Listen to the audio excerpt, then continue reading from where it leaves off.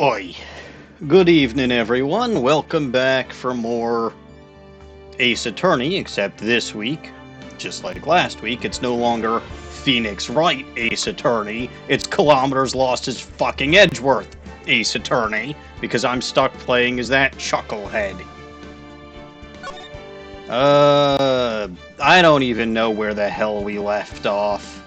Somewhere in the middle of the first part of trial, so we finished the investigation. Franziska's back. Phoenix is in the hospital. Nobody knows where the fuck Godo is. Maya's trapped in some temple or another. And Pearl is missing. So it's a huge mess. And of course Larry is being Larry. So it's an even bigger mess. Alright, let's get to work. I don't even remember the question that I was asked. I just remember that I stopped on kilometers having 3 dots. ...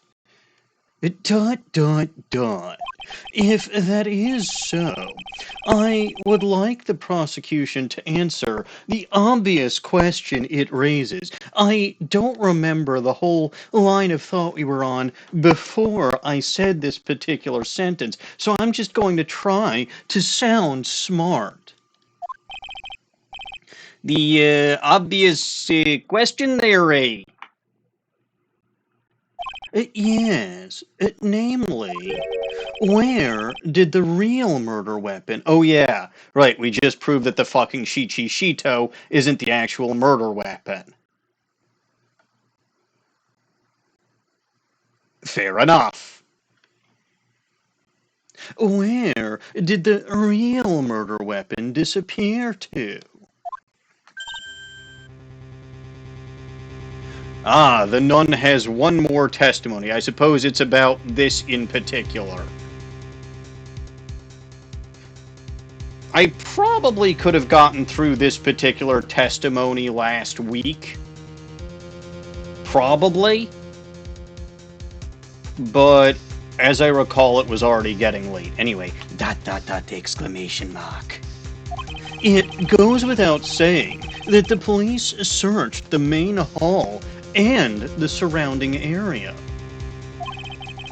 Perhaps the prosecution can enlighten us as to if a sword-like object was found. That is an excellent question, and I hate to admit it because it comes from this jackass. That's... answered the question there, Ms. von Karma, eh? ... No evidence of that kind was found. Another mystery to throw onto the pile there, eh? A trial without a murder weapon is a tricky beast indeed. Excuse me, could I say something? I just remember... Oh, good, this is going to be fun, I'm sure. I just remembered something, actually. What is it, sister? I was just thinking. It's possible. Thinking is always dangerous. I don't recommend it. It's a bad idea. That... Wait a minute, hold on. That just maybe... what actually happened was... it was just... over there? What the hell are you blathering about? See? Even the judge is confused. ... What exactly are you going on about here, there? Eh? The murder weapon, I mean. Maybe. I think I might know where the sword was disposed of. Okay. You think you might know. This is going to be rock-solid testimony for sure. Absolutely unassailable and unimpeachable. You what? Okay, that was 3.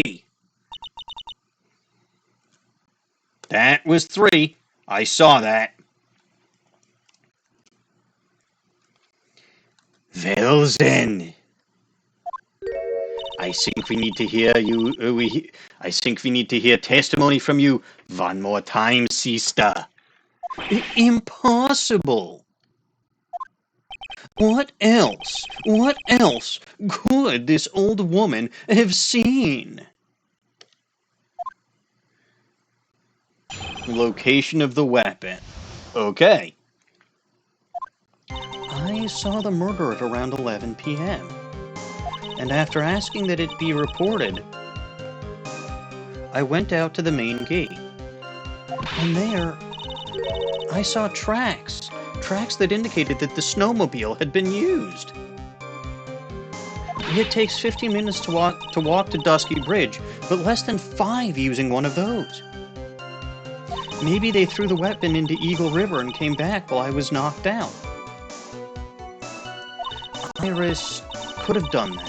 She can drive a snowmobile after all. So, okay, this is literally exactly as I suspected. All hypotheticals and nonsense. Also, again, you specifically saw the Shichishito, I think. I don't fucking remember.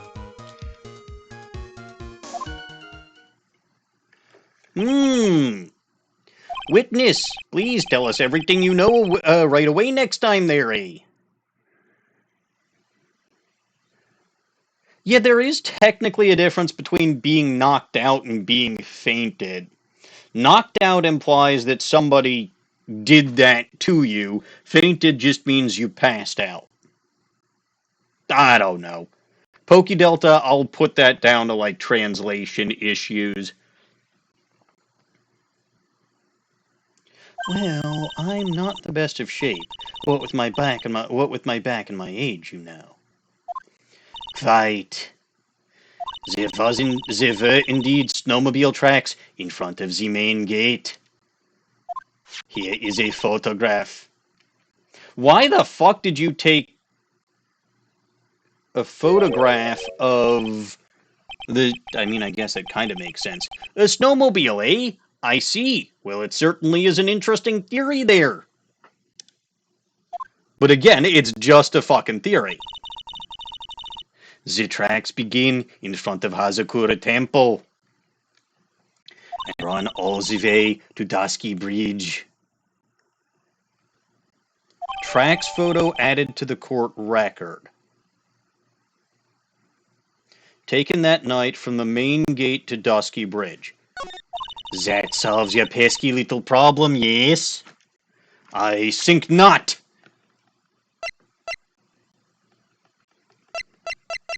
Weather data. Uh-huh. Uh-huh. The bridge would have been on fire at that point in time.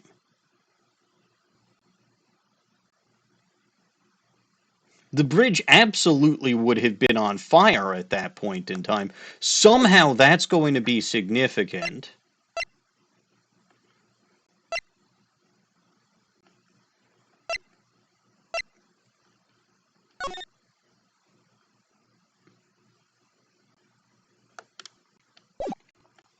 And let's take a closer look at this photo.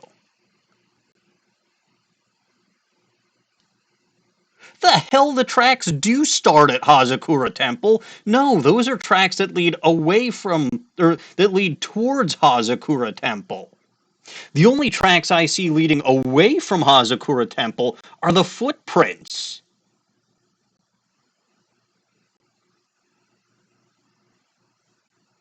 So the snowmobile was somewhere else to begin with.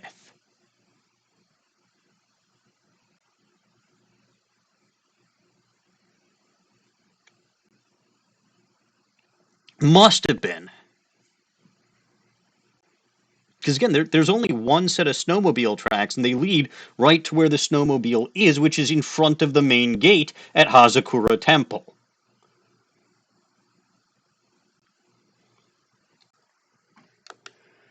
Well, it was a good try, Franziska. It was a good try. The Eagle River's current is quite swift, meaning that it doesn't freeze over in winter, making it the perfect place to dispose of the murder weapon. Did she really go to the river to dispose of the murder weapon? No. Mr. Lost-Your-Edgeworth there. Your cross-examination, please, eh? Location of the weapon, yes.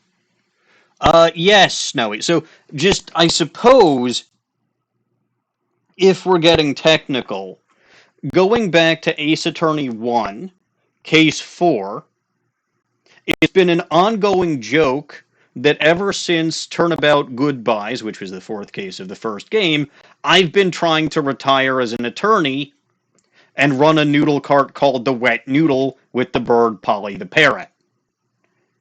Both of which were introduced in Case 1-4, which was in fact the case where I had to represent that jackass who I am currently playing as Kilometers Lost-His-Edgeworth. So since then, I've taken to calling Phoenix Wright. Instead of calling him Phoenix Wright, I have called him Phoenix Noodleman, because he is a noodleman.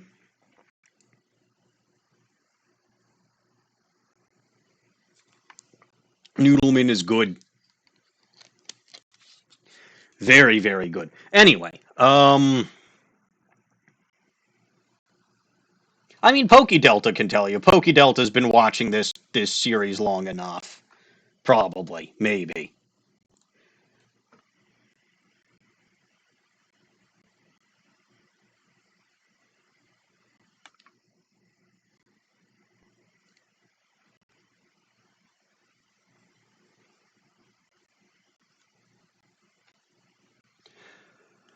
All right.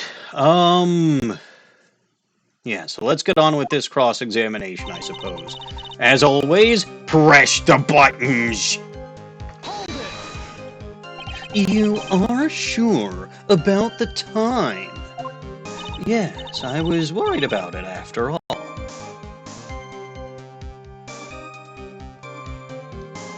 Why was that there, eh? Because I have a strong sense of responsibility, especially at this time of year. The acolyte was being doused in freezing water at the time. I couldn't very well take it easy in the bath all night now, could I? So at 11, I decided to leave Hazakura Temple.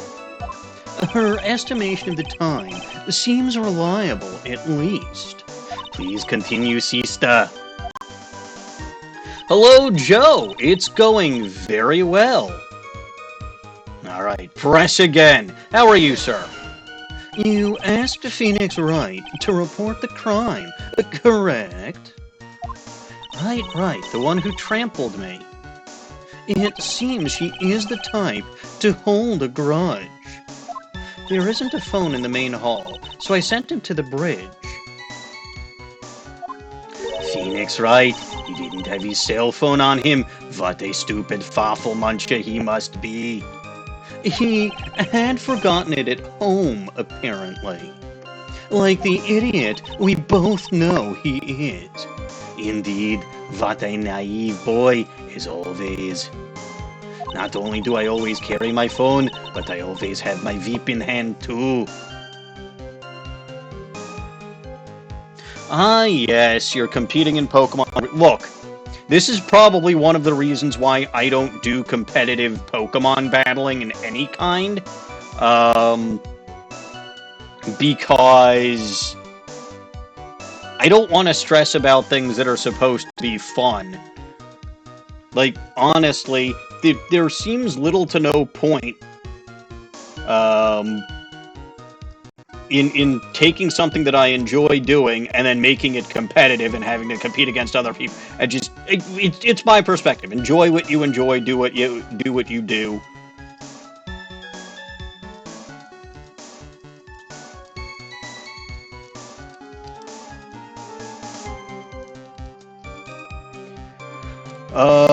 But yeah, no, that's... I don't know.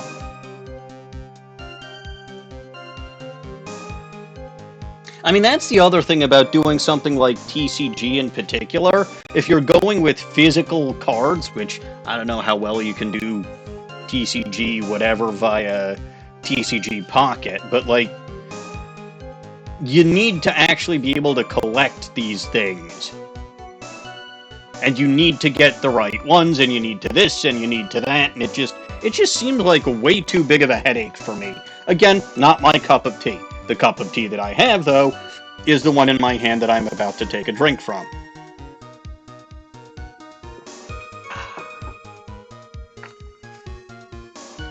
Anyway, that is what it is.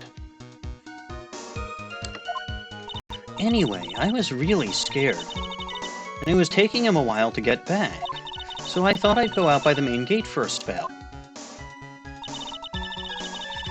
Uh-huh. Press. As I recall, there was a snowmobile outside the main gate when I visited. That's it. That's the only one we have. It'll run no matter how much snow falls. Now, you're certain that the snowmobile was there at the main gate when you arrived? Yes, of course. It was parked in front of the gate. So, she had already gone, discarded the murder weapon, and returned by that time. I'm not sure if this is really relevant. What should I... Oh, always fucking press further! I need answers to every possible doubt. The snowmobile in question, was it still warm at that time? Huh? What do you mean? What do you mean? Was it warm, as in had it been recently used? What do you mean, narrating?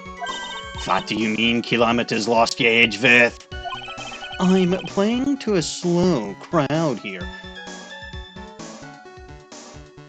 You actually are? And because, well... I simultaneously want to reduce my want to kill him count by 1 for this, and not, because he's sometimes the idiot in the slow crowd that I'm playing to. So he's finally getting to see the kinds of idiocy that Phoenix has to put up with, in addition to putting up with Phoenix's own idiocy.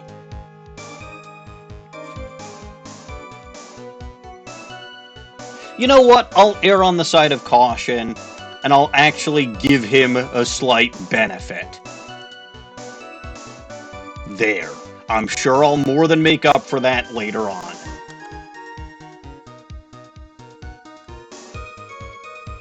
It goes without saying that using a snowmobile will heat its engine. If it was still warm, then it means it was recently used. Any idiot should be able to tell that. Ah, I see. I never thought of that. That's right, Derek. I overlooked that Dewey. Of course you did, Your Honor. You are a stupid farfel muncher. Then answer the question, please, witness. Let me guess, you didn't bother checking, so we don't know. ... I don't often go around touching hot engines. A smart thing to do, or more accurately, a smart thing to not do, Bikini. Don't go touching around... don't go around touching hot engines. You'll probably just burn your hands that way. ...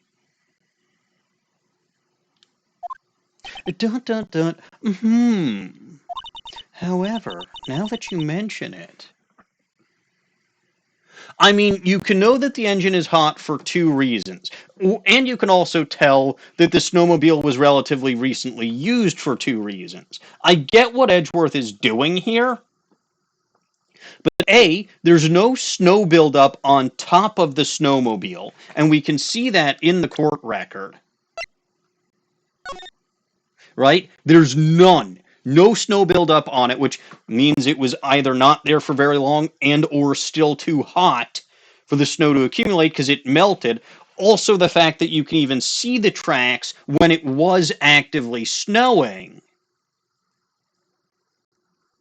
would mean that the tracks were there relatively recently, and they're still pretty clear.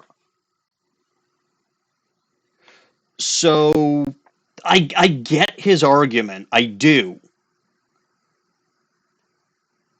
But unfortunately, I think the evidence is against us on this one.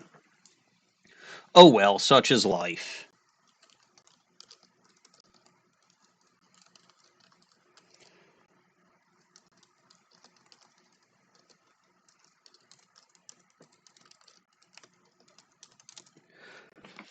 I mean, the other question would be, how would she know that the engine was hot if she doesn't go around touching hot engines, but sure. Anyway, however, now that you mention it, yeah, see, exactly what I was saying. There wasn't any snow on it. Snow! What does that have to do with anything there? Yes, for some reason, only the snowmobile wasn't covered in snow, which again proves that it was used relatively recently. There wasn't any snow on it. Curses. It seems highly likely that the killer did use the snowmobile then, eh? How long does it take to get to Dusky Bridge by snowmobile?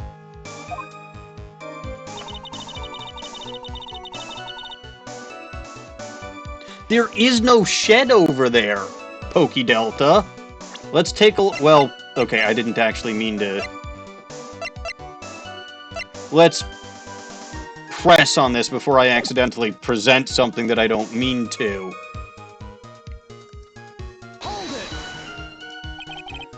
But there is no shed.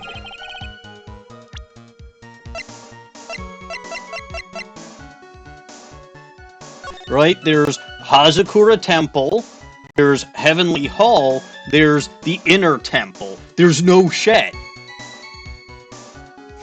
Unless...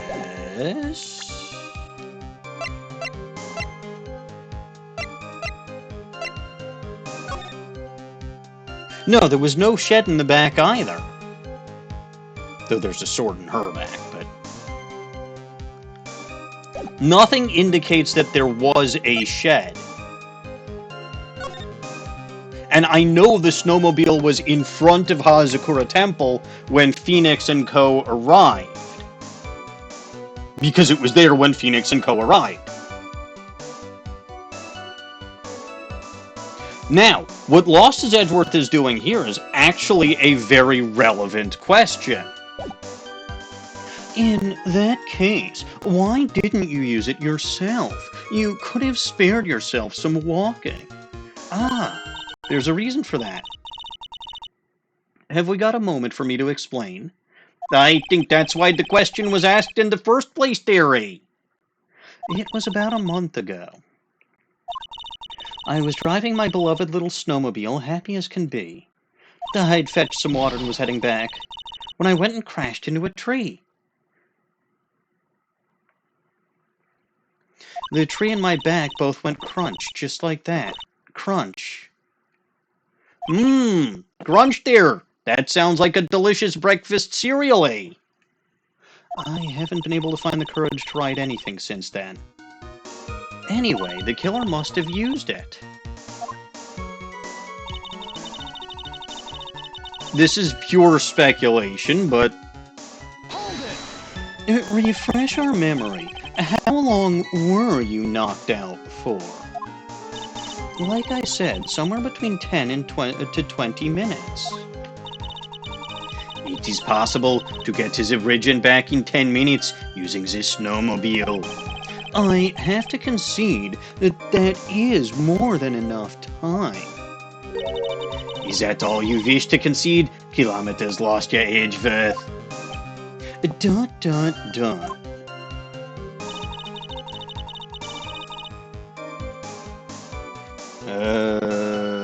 Press? While it would have been possible time-wise, one element remains out of place here. Oh? And what would this mystery element be there, eh? Is it unobtainium? Because I hear that that's a very difficult and rare element to obtain. The killer's reasoning, Your Honor. Why did the killer do all of this? Why go to the Eagle River to dispose of the murder weapon when there are other methods? Too many unanswered questions there, eh? Your response, Ms. von Karma? Okay. That's another one. So she has officially had more whiplashes than Godo does drinks cups of coffee in a single day of trial. Very good. Turning me for help over the slightest thing.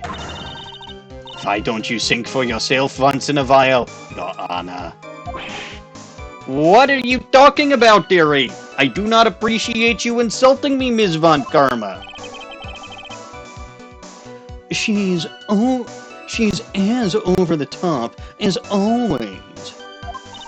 Anyway, whatever the reason, the fact remains that the defendant could have done this, and therefore we must assume that it happened exactly as the sister is imagining, because this is Japanifornia, and this is how courts work here.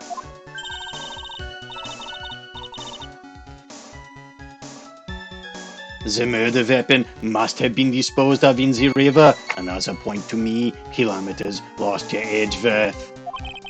Another mystery to feed the fire. Was there any reason to go and throw away the murder weapon? Luckily, there is surely a problem with this testimony. Now, all I have to do is start poking holes in this flawed account.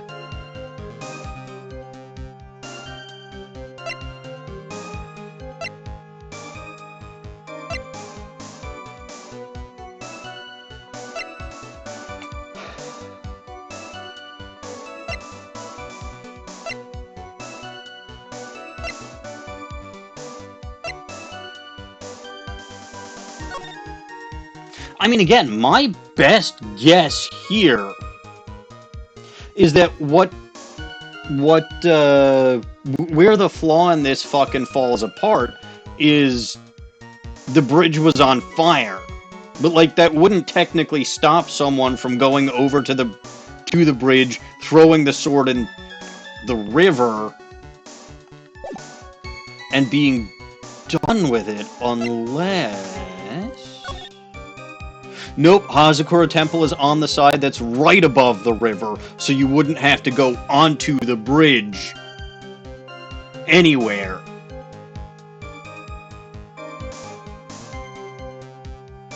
To just chuck it over the edge and throw it into the river.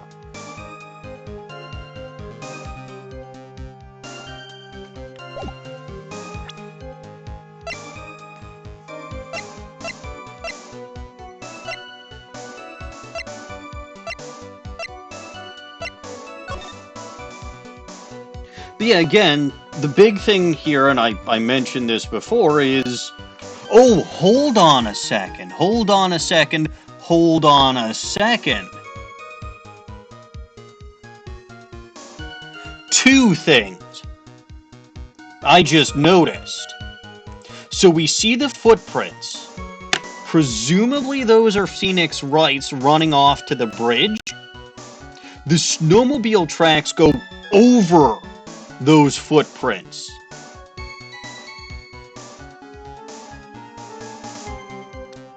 Right? Sorry, I'm not viewing this in full screen because I have to update my counters so much. Let me take a... Yeah. I didn't notice that the first time because the photo was so damn small.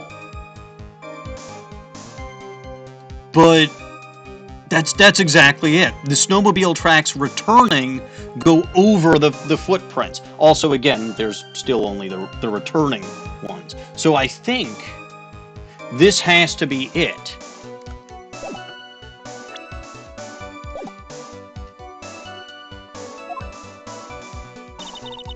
Rotor around 11.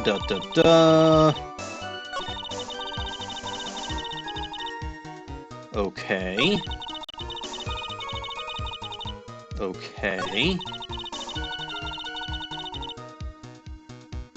But where do I present that?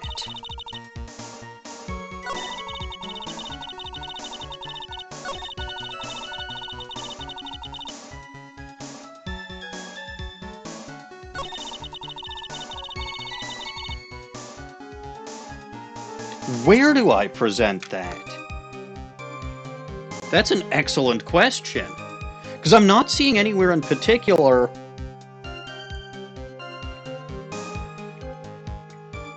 Like, I know we mentioned somewhere that she goes and talks about sending Phoenix Wright. I feel like this is where I want to push it on. I mean, I said that, Pokedelta. Is that there is only one set of tracks, and then the other thing about those tracks is that the return tracks cover...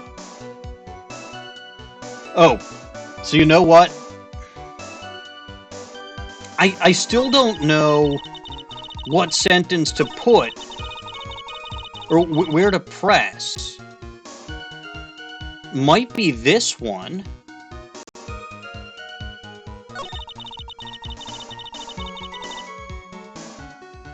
Because that is something that I noticed, is that there's only one set, and I mentioned that like 2 times when I was looking at the photo. It was one of the first things that I noticed, is that there's only one set of tracks from that. Then it was that I also noticed that it covers up the footprints, which I'm sure is going to be important. It's got to be this one.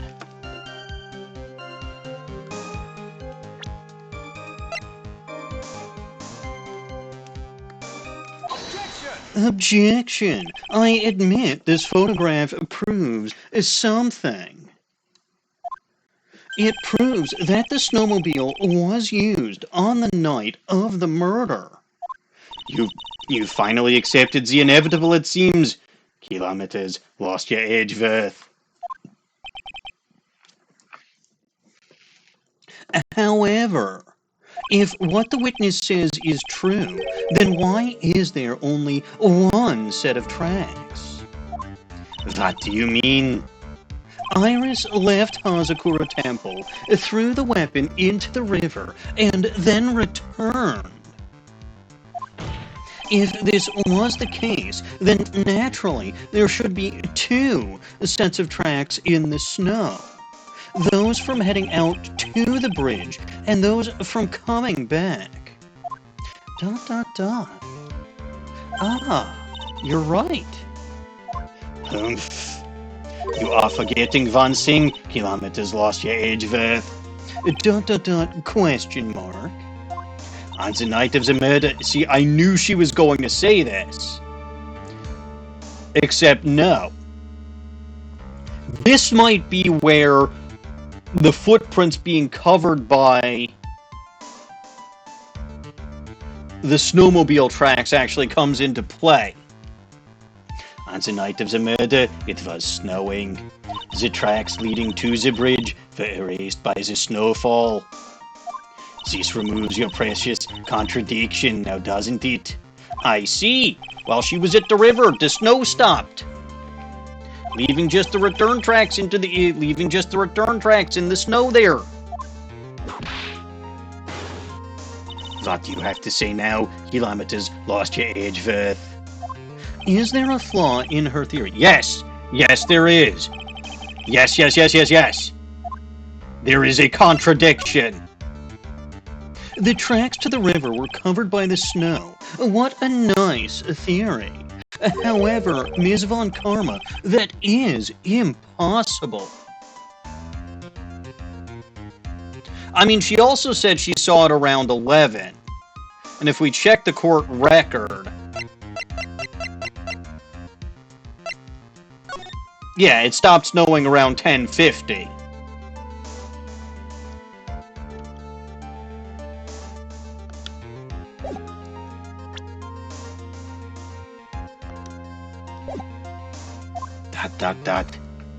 Would you care to explain why? Would you care to explain why there is a rude index finger currently pointed in my general direction? Objection! No need. The evidence will do all of the talking for me. On the night of the murder, the killer went to and returned from Dusky Bridge in order to dispose of the murder weapon. The outgoing tracks were erased by the snow there. Or so claims Ms. von Karma, eh?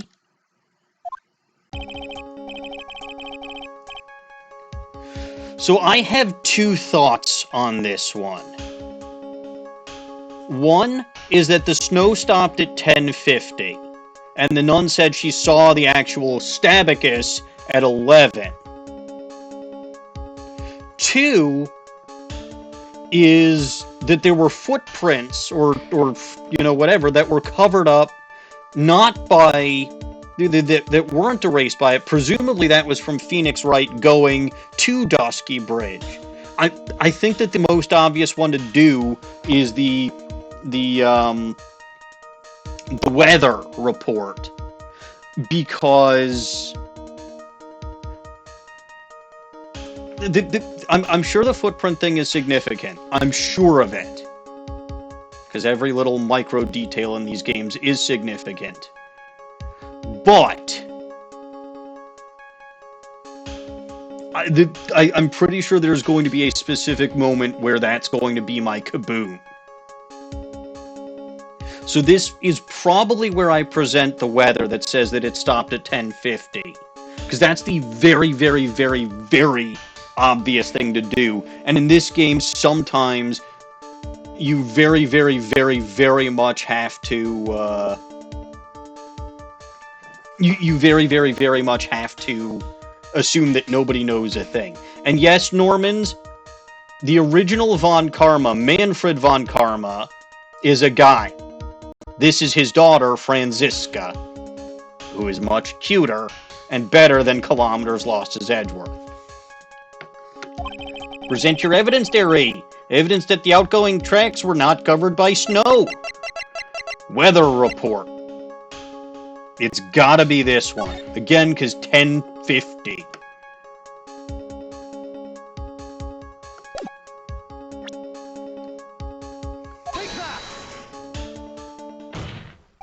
Witness, please tell us again what time it was when you witnessed the crime. Like I said, it was around 11. Of course, this means the weapon was thrown away after that time. Correct. On that note, please take a look at this data. Oh, also, I don't know if I actually formally said hi there, Normans, but hi there, Normans. It is the weather report for Eagle Mountain on the night of the murder. The weather report there. This makes no sense. We've never had these before, eh?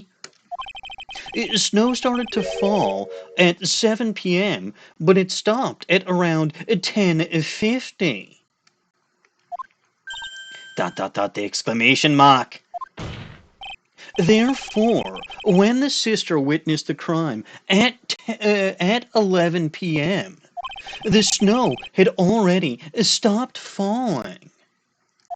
It is impossible for any tracks made after that time to have been covered up. Ah, this is the most terrible thing to have happened. Order, Derry. Very well then. It looks like Ms. von Karma's claim has been snowed in there. Wah! That's another one.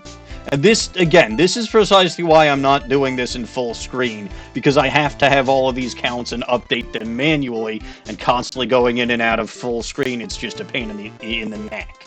Anyway, it is too soon to be closing this trial due to snow. Kilometers Lost-His-Edgeworth, how pathetic of you to rely on the weather of all things. You were relying on the weather too, young lady. ... Answer me this then. When is a weather report ever correct? Ah, no, you've got it all wrong, Derry. This isn't a forecast. This is actual data, Derry. Yeah.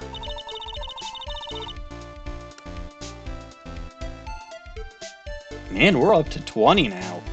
She's really going. Also, I just, for no specific reason, I feel like I want to kill Kilometers again. There's really no specific reason this time. I just feel like it. Forecast, data, all weather reports have some inaccuracies. It may still have been snowing in the vicinity well past 11 p.m. It's true. We cannot be totally sure, Derry. What? How did she pull that off? She's cuter than you. That's how. It had stopped snowing at Hazakura Temple. Oh, sorry. This is the judge. God damn it. It had stopped snowing at Hazakura Temple when the murder took place there. You need to provide conclusive evidence of this. Oh, I got it.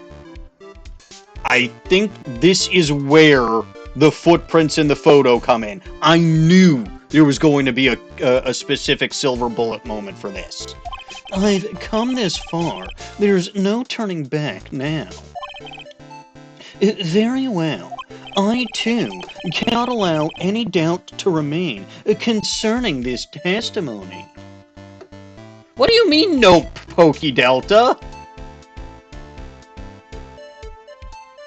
What else is there?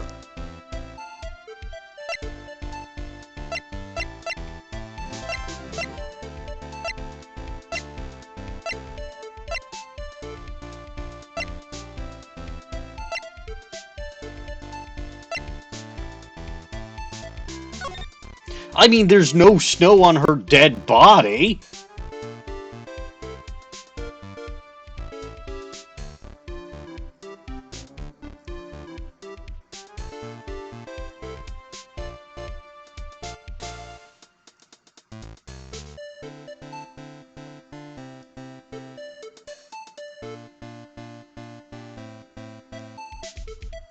There's nothing else in the...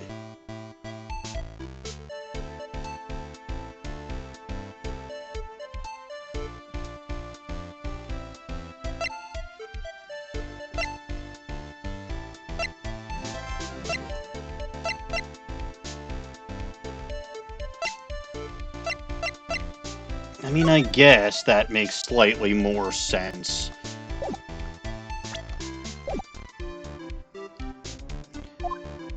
Ha! You can't back down, can you? Such a perfectionist. Kilometers Lost-His-Edgeworth. I wonder where you have gotten that from.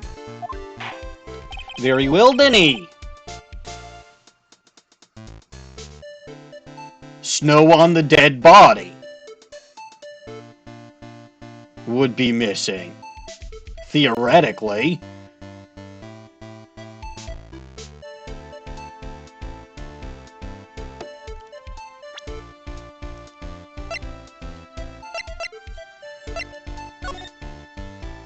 Yeah, any kind of snow on the dead body.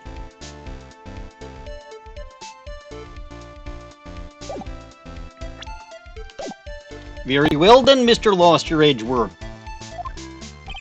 Where's your evidence that it already stopped snowing when the victim was killed there?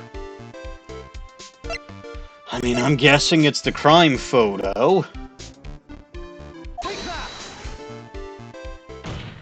Ultimately, it all comes down to one point. That being, whether or not it was snowing in that courtyard when the victim was stabbed. That is right, but proving that is... incredibly easy, actually. ... exclamation mark.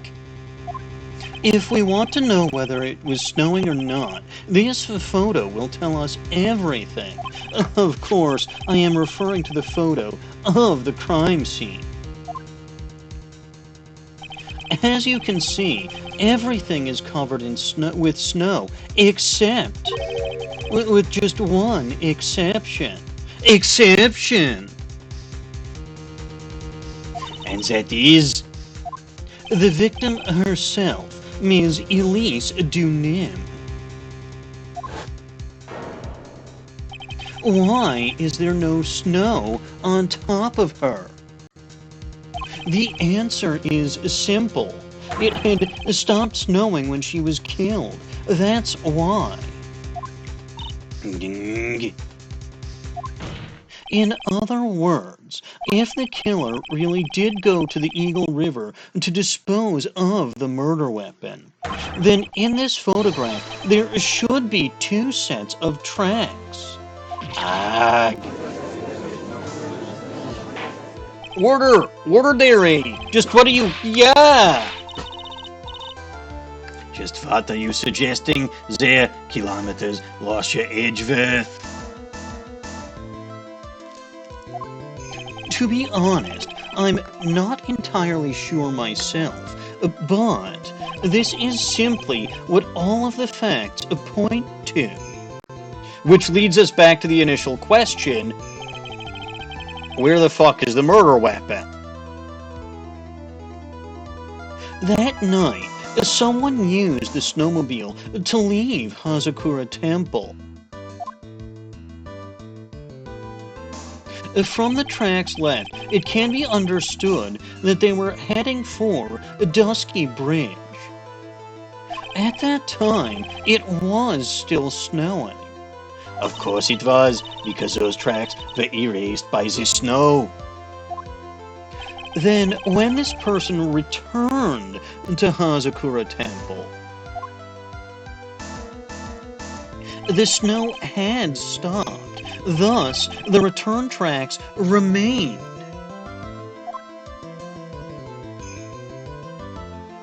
Can I say something? This all sounds a bit fishy to me. What does, sister? There is only one key for the snowmobile. Exclamation mark. Furthermore, on the night in question, they know that the defendant had it. The key was found in her room. Okay, it was found in her room. That doesn't mean she had. If it was found on her person, that's one thing. But found in her room literally could just mean it was planted there. Come on, Von Karma, you should know better.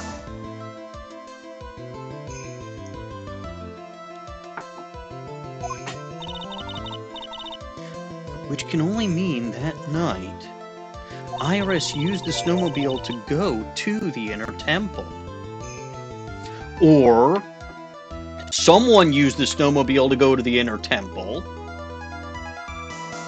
came back, and framed Iris by hiding the key in her room. And yet, of course, look, Poke Delta, she's a Von Karma. Of course she showboats. Her father did. Her little brother does. Of course she does. I mean, even Godo does, and he's not technically a Von Karma. He just probably learned everything there is to know about prosecuting from Manfred and from his final trial where he observed Lost-His-Edgeworth's first trial, or Diapers Edgeworth's first trial. But Iris said that she never went there. I should probably press on this point some more when I get the chance. Yes, so now what? The snowmobile can't cross the suspension bridge. I mean, it certainly can't now because the suspension bridge doesn't exist. But okay, yeah, no, I wouldn't have imagined it could have even before, but... So she must have left it on the Hazakura side of the bridge and crossed on foot. That sounds right, dearie! But what's odd is when I left Iris and returned to Hazakura Temple, there was no snowmobile there, was there? I didn't see anything near Dusky Bridge. You must have just failed to see it, sister. Maybe, but when I made it back to Hazakura Temple, it was there by the main gate. The snowmobile, I mean. I know what I saw. It was covered in snow, too. Fascinating. But that isn't possible. We now have a time-traveling snowmobile. Order! Order! Order in the court, dearie! What does all this mean, then? So, what then... So, then what was the snowmobile used for?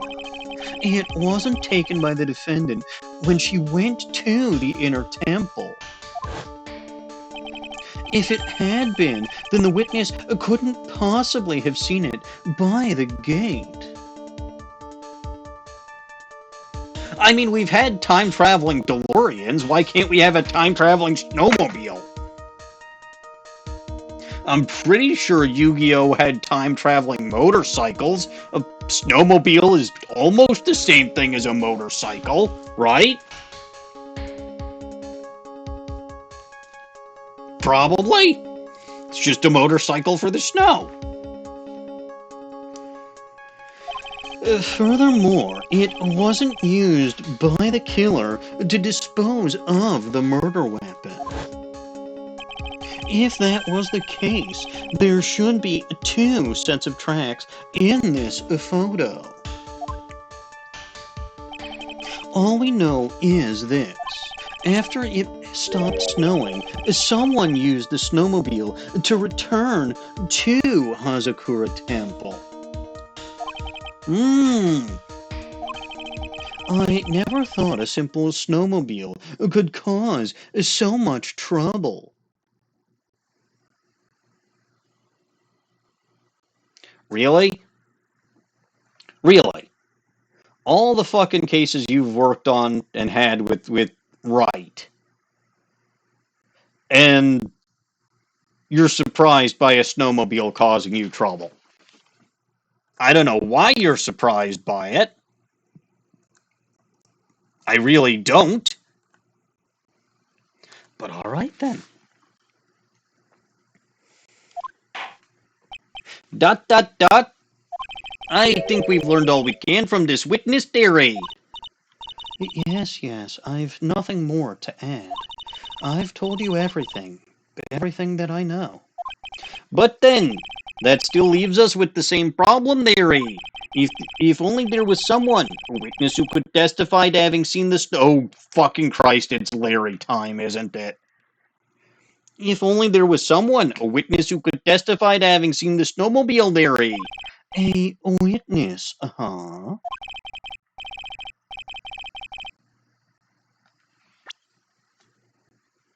It's Larry time. Was there no one out walking perhaps near Dusky Bridge on that night, Larry? ... I don't think that's likely. It was cold enough to freeze your ears off. Only an idiot would go out wandering in that. Well, luckily I know several idiots. Unless they had something really important to do. That's a shame, Derry. Hold on. I happen to know such an idiot. Yeah, I know, Pokey Delta. There really is only Phoenix and Larry, and Phoenix is in fact in the hospital for something stupid he did.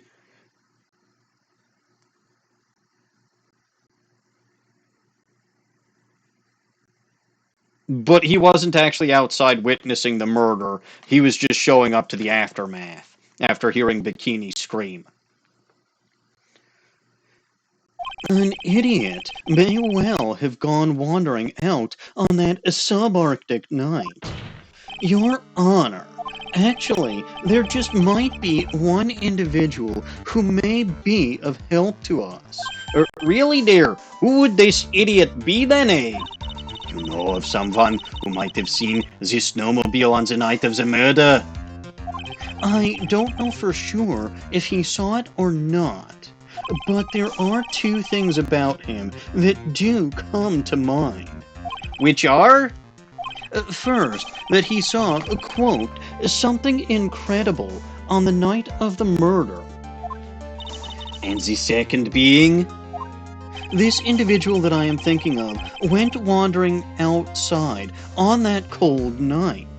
In other words, he is our kind of...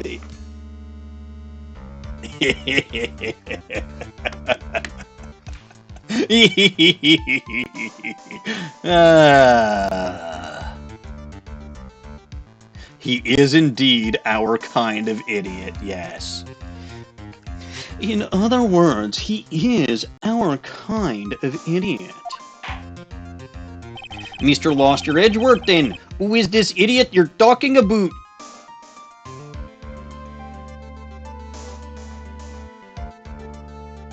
Well, it's gotta be profiles. If something smells, it's always the Butz. This guy must be a product of Jean-Luc Deladuc's Guide to Obnoxious French Painting Theory. This is Larry Butz, a disciple of the victim, Elise Dunim. Her student, interesting theory. And why was he wandering about outside on the night of the murder there? That's, I could tell them about all his designs for Iris, but it may cost us his credibility as a witness before I even call him.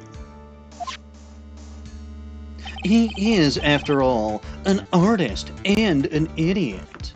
He was, perhaps, searching for something in that snowy scenery that would move him.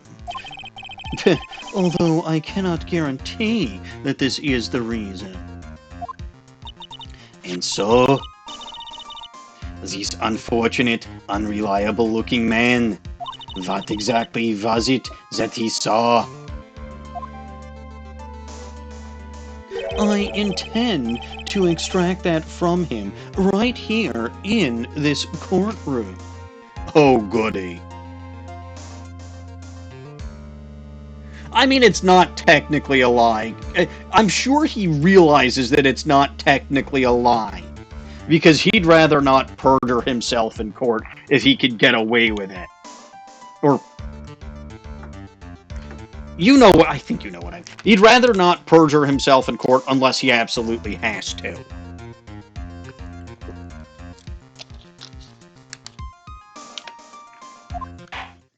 Summon this youth as a witness immediately, there, eh? ... Why do I get this sinking feeling about this particular witness? Something in my von Karma blood is boiling. I feel like I must shout at him in German for the entire recess. I have no choice, do I? I believe he is in the gallery for this trial. It will not take long to summon him. ... Very well, dearie. Larry. You may have escaped me yesterday, but today I'm going to get everything out of you. The court will now adjourn for a 20-minute break, dearie. Ms. von Karma, please see to preparing the next witness. She's going to shout at him in German for those 20 minutes, just like her dear old dad did. And we saw how well that worked for him. Understood, Your Honor. Good. Well then, court is now in recess. To be continued. Well, isn't that fun?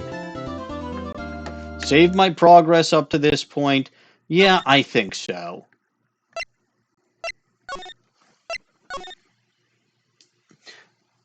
Tried it Phoenix's way? What do you mean tried it Phoenix's way? If this was if this was Kilometers attempting to try things Phoenix's way, he's done a really, really bad job of it. Like, I don't understand.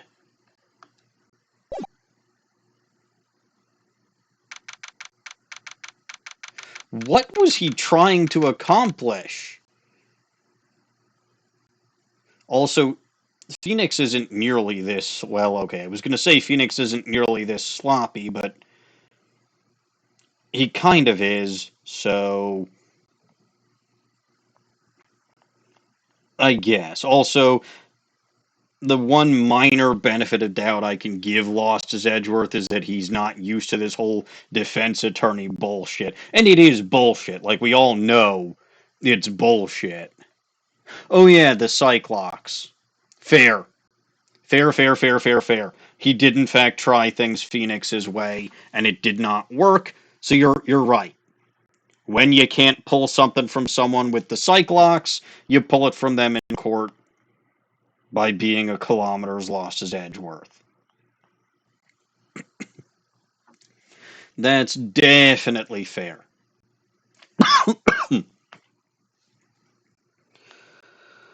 All right. Where was I? Probably doing something stupid, but what else is new? Oh, yes. I believe it's worth trying to figure out what's going on here, huh?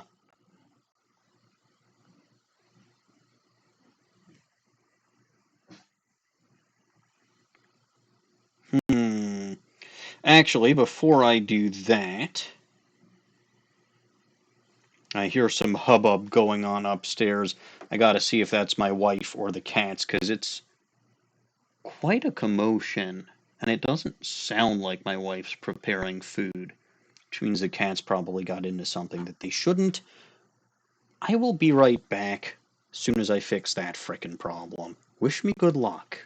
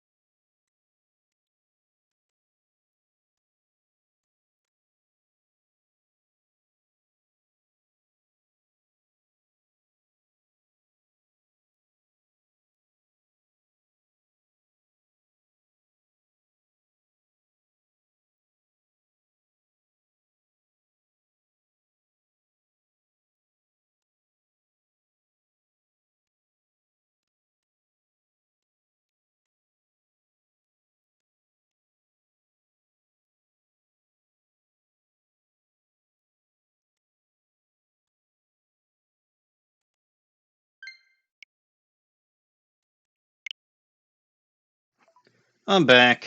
Emma was being, Emma. Which is to say, I'm pretty sure she was attacking a pair of my shoes. Obviously not one of the ones that I'm wearing, but I keep a pair by the door because, and I guess partially because I'm an idiot, because I know the cats get to it, but like, this time of year, well, okay, in general, it's kind of muddy or dirty or whatever outside, and I don't want to track that shit in when I get inside my house. On with the game. Let's get through this disaster so that I can be done playing as Kilometers Lost-His-Edgeworth. Excuse me, Mr. Lost-Your-Edgeworth. I'm not really sure what to say. Iris, we only have 20 minutes. There are two things which I need to ask you before we reconvene. Alright, I'll help you any way I can. First, about that night, you really didn't go to the inner temple, correct? The last witness claims to have met you and talked with you in the training hall. Either you or Sister Bikini is lying. ... Mr. Lost-Your-Edgeworth, it is just as I said yesterday. Until the incident occurred, I was in my own room in Hazakura Temple. Very well. The second thing, then. That night, the temple snowmobile was used in between the time Sister Bikini returned to the main hall and when she bore witness to the murder. Sometime between 10:30 and 11 p.m. that night. Were you the one who used the snowmobile? ... There is only one key for the snowmobile. The only person who could have used it. You're lying. You're lying, and I don't know why.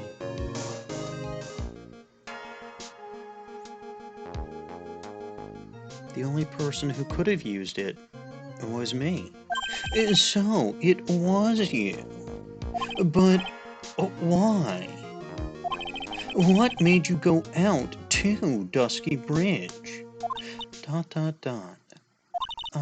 sorry, Mr. Lost-Your-Edgeworth. Ah, indeed she is lying.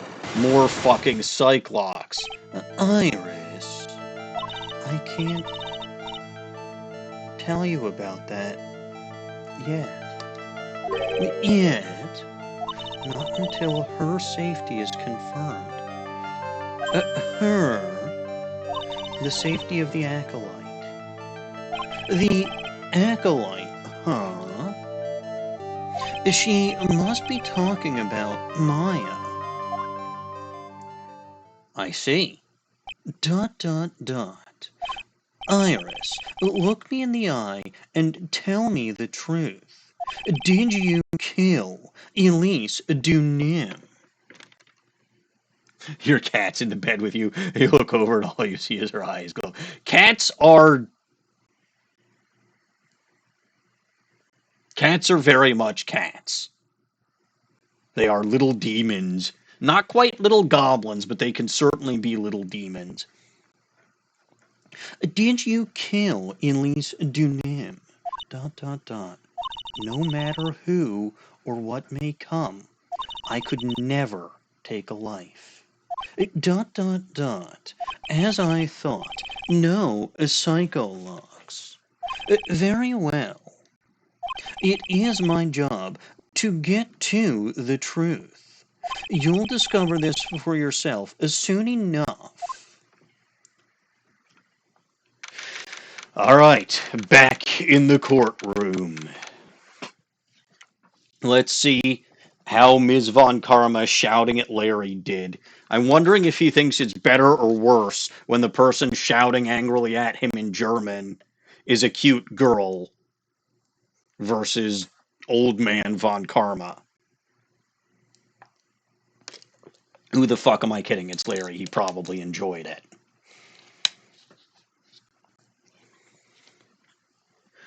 Hey, Gewalt. Larry always manages to cause chaos.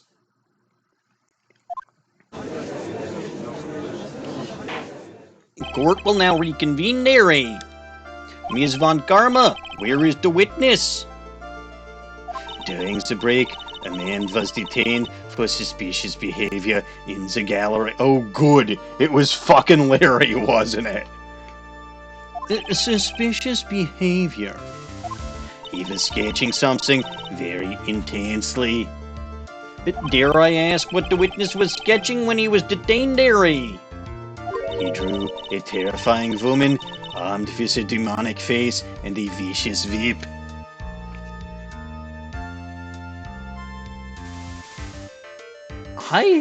Sorry, I thought Larry would have been into that shit. ...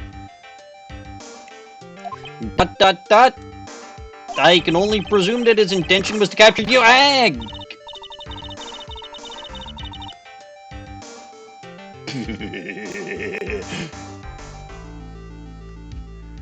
Anyway, it's time to drag this pathetic excuse for an artist before the court. I mean, yes, but no, Normans. Franziska von Karma is cute.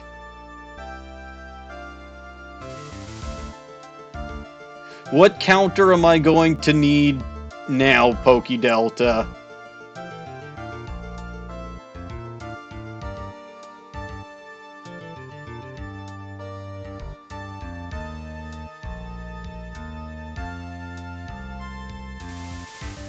Am I gonna need a Larry gets arrested counter? Because I'm pretty sure that's only once. No, wait, twice at this point, but you know what I mean. No, I mean, look. I mean, technically that would fall under a subcategory of whiplashes. Let's see.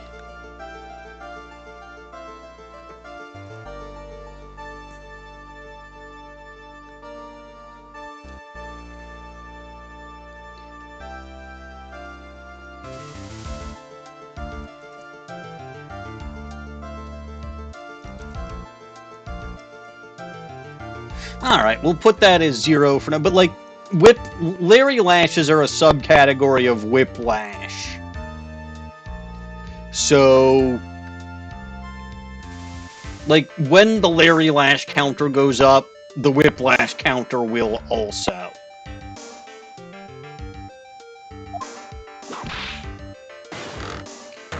Loris Dunim, I hope you're ready. Get in here, or I will shout at you more in German. It would seem that the whip is going to see plenty more use today.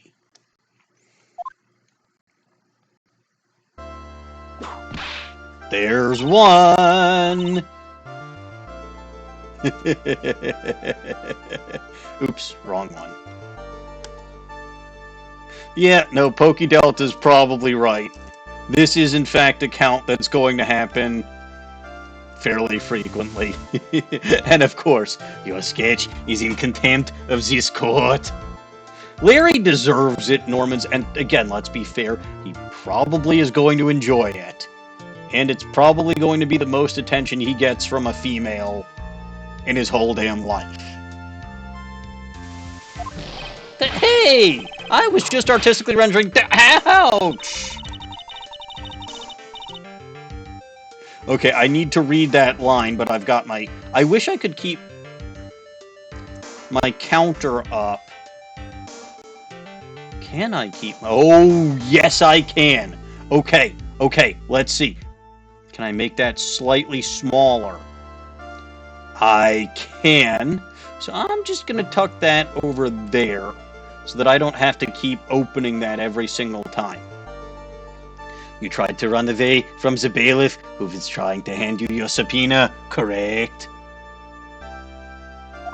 Look, I'm nothing but a fledgling artist, training out in the mountains. I'm only down here in the city because I ran out of green paint. Well, to use the technical term for the color, Viridian. He's gonna get whipped more than Phoenix is. I mean, Phoenix got whipped into unconsciousness. It would be very, very, very, very difficult for him to get whipped more than Phoenix got whipped during a trial. But who knows, maybe he will. Larry, this isn't an art store, now is it? I know, I graduated junior high, okay? Look, art is all about working in the fields, isn't it? Working in the fields, dearie? I presume he wanted to say field work. I hope. That's it. Thanks, buddy. It is kind of sad that I was able to understand his mangled train wreck of a sentence. I just happened to stop in here and found a wonderful new model. Empty head or a stone head? Both, Pokey Delta. Both. His physical head is made of stone, and he's got nothing in it. Dot. So see, I've got nothing to do with this trial at all. I expect all your faces to be red when you realize this mistake. Bright red. Or, to use the technical term, Crimson Lake. Fuck off, Larry. Ouch! 2, 3, 4, 5, 6. Okay, so that was 5 on Larry.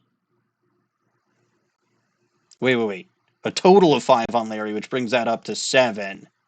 And a total of 6 lashes, including 1 on the judge. Stop your pathetic babbling and testify like a man. Refrain from whipping me, Ms. Von Karma. Cross whipping is as bad as cross checking, dearie. Witness, this was all your fault. Testify now, dearie, or else. Why, this is too much for me.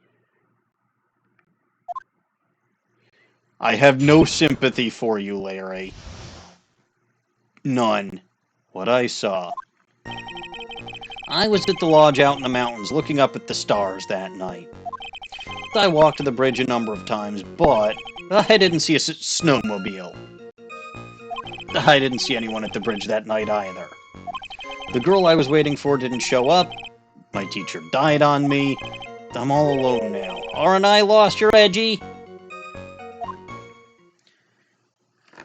Witness, please refrain from talking directly to the lawyers during your testimony, dearie. It's very bad form. I'm just a nobody. Nothing but a small, worthless man, aren't I? And why wasn't I asked for my name or occupation, or anything else? ... That is a good point, dearie. Mr. Lost-His-Edgeworth, this man seems to have quite a severe inferiority complex, dearie. He's recently been the cause of numerous incidents. I think he's finally realized for himself just how much of a nuisance he has been to other people. Yeah, that's right. I'm behind everything, every case. He kind of is, because he was Phoenix's first trial. Watch out, okay? Just touching me will make you eternally unhappy. Well then, let us proceed with the cross-examination there, dearie. With no touching, please, thank you very much, dear. We can delve into other details at a later time, dearie. Alright, step 1. Press all the buttons.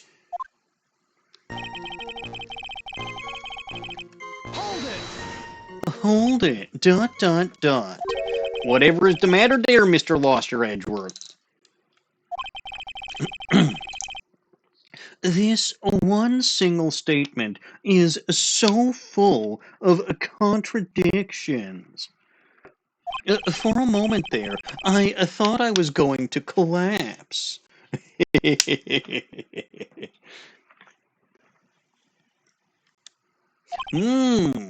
So, witness, any idea as to where these contradictions in your testimony lie? Depending on your answer, I may stay my VIP. Okay, give me a minute. Well, it was snowing that night, so I couldn't possibly have seen the stars, correct? That rundown shack is hardly a lodge, is it? And even if the stars could be seen, it isn't like I was there to look at them, right? Dot, dot, dot. See, you can do it if you try. Ouch!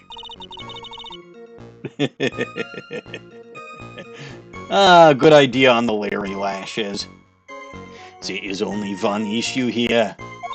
What you saw at Dusky Bridge.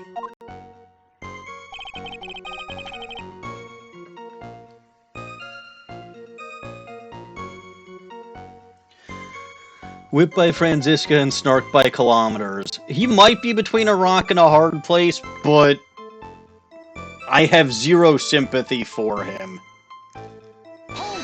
Hold it. A number of times. How many? Maybe 5 times. I went once every 20 minutes.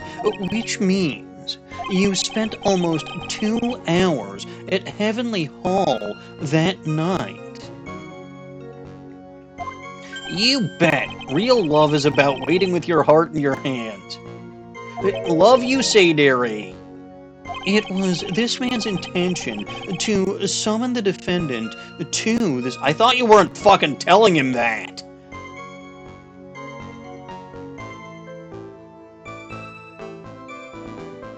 I thought you weren't fucking telling him that. Why are you suddenly telling him that?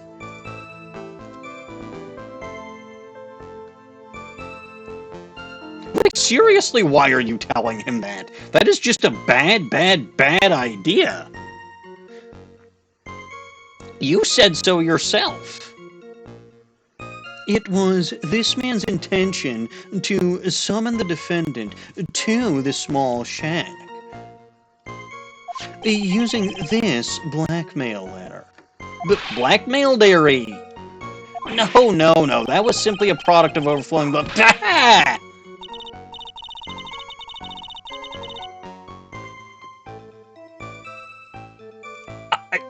I'm sorry, what is this line?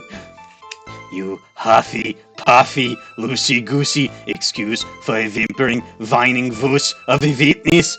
Hey, she must have gotten a thesaurus or something between this game and the previous game. She's not just using the word fool over and over and over again. I'm proud of you, Franziska.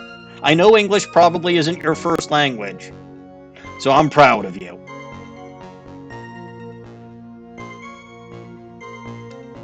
So, what did you see there, eh? I hope for your sake you saw a snowmobile there. You huffy, puffy, loosey-goosey excuse for a whimpering, whining whoosh of a witness there, eh? I love that the judge repeats that. Everybody's shitting on Larry, and he absolutely deserves it. Well, you see, being called those names doesn't seem to bother him at all. Really? But Larry, you really didn't see it. Hey! No need to hit your desk, I can hear you. I didn't see it. I didn't see a snowmobile. ... Larry, say a snowmobile for me, please. Snowmobile? I mean, Larry allegedly doesn't give a damn because being called those names didn't... being called those names didn't affect him, but anyway. If you truly have nothing to hide, then why are you stammering like you just flew over a cuckoo's nest? Shut up! What is this? I don't know. Don't ask me. It seems that I'll need to start from a more obvious contradiction. I'm going to strike the blow that will finally... Yet Larry doesn't Yeah, Larry stutters when he lies. This is probably a fairly obvious... I mean, he's not exactly the sharpest bulb in the crayon box.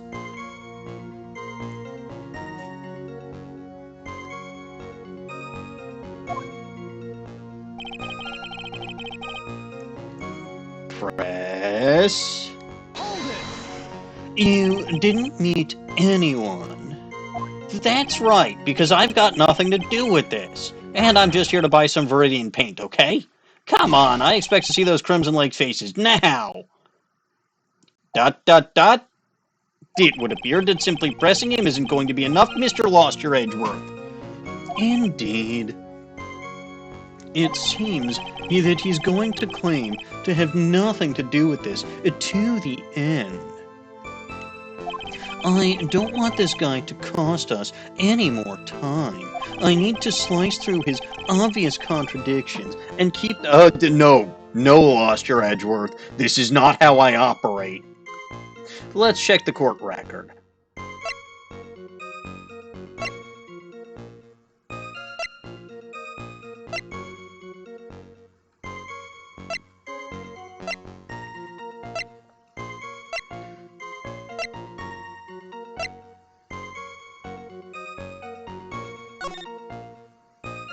Okay.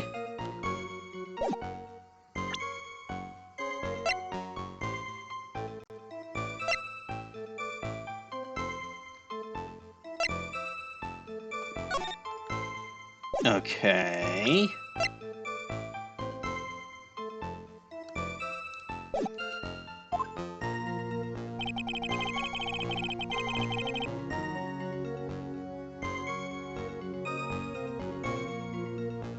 I mean, we already got him to admit everything that was wrong with it. Do I have to present the frickin' weather report for this one?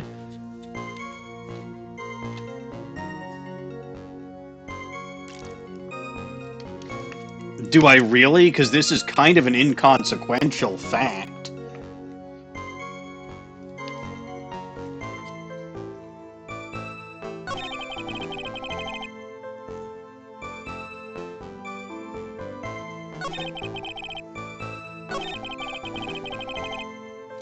I mean, I also know...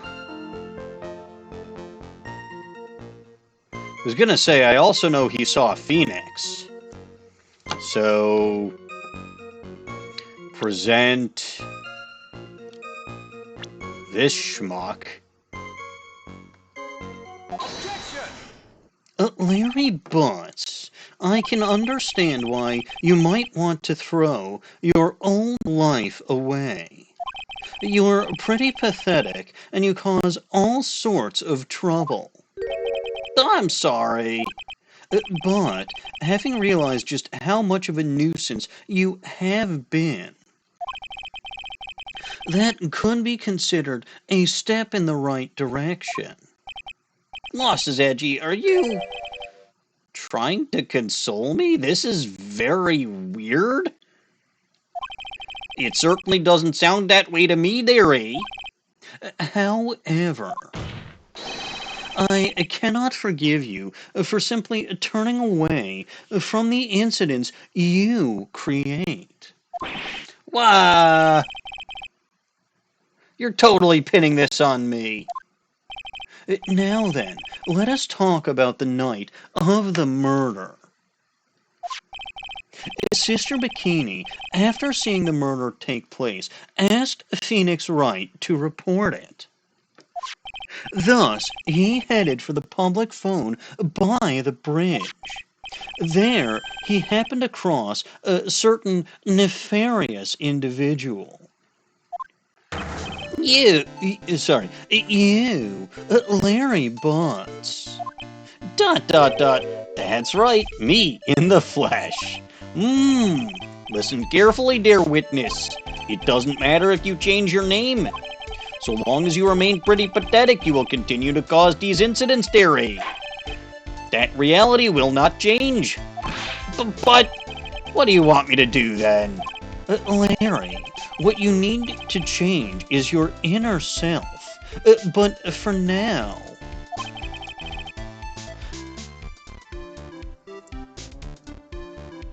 what you saw that night. Testifying truthfully about this one issue is all I need from you. ... Lost his edgy. I think I finally... Oh god, he was sleepwalking. He's just like me. He has no idea how the fuck he got here because he accidentally sleepwalked here. So wonder he's still alive. ... Well, I guess I could still be sleeping. Yeah, no, typical you.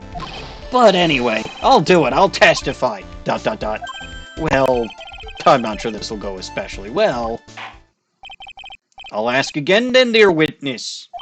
What did you see on the night of the murder, dearie? What you saw, part 2. Hopefully the truth this time. I went to the shack at around 9, so it would have been around it would have been about 10:30 p.m. I was lying under my bedding, and a white flash almost blinded me. Ooh.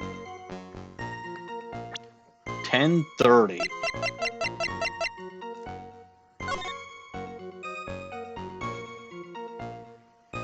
$10:30? They say lightning struck Dusky Bridge at 10:45, but okay.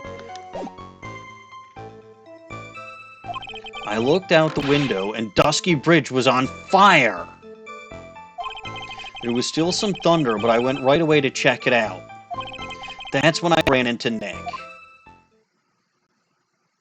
You certainly saw quite a lot there, didn't you, Denny? So, what happened to the bridge after it caught on fire? It was like me after a 3-day stint chasing a girl.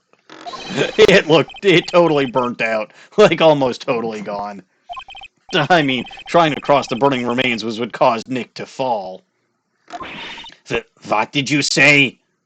Aw, she cares. Aw, Franziska actually cares about Phoenix. Oh, don't worry. It's nothing life-threatening. He just caught a cold. Aren't you wondering why it's me standing here as opposed to that knucklehead?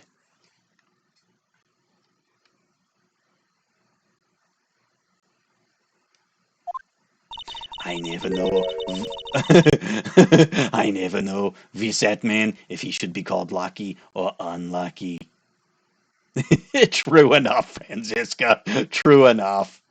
Now then, Mr. Lost-His-Edgeworth, please commence your cross-examination, dearie.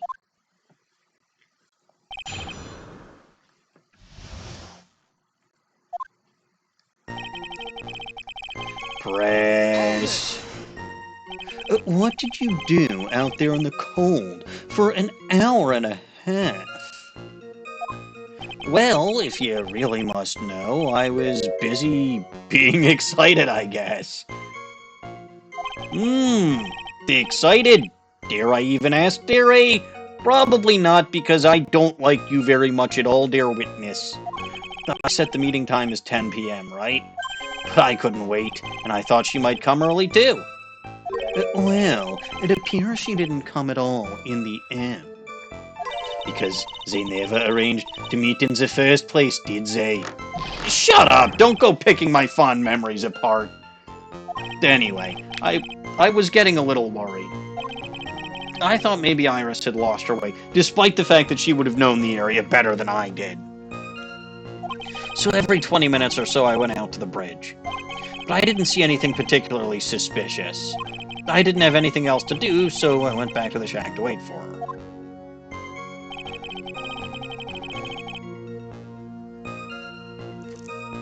Press. This light was, of course, lightning. Like kerpow!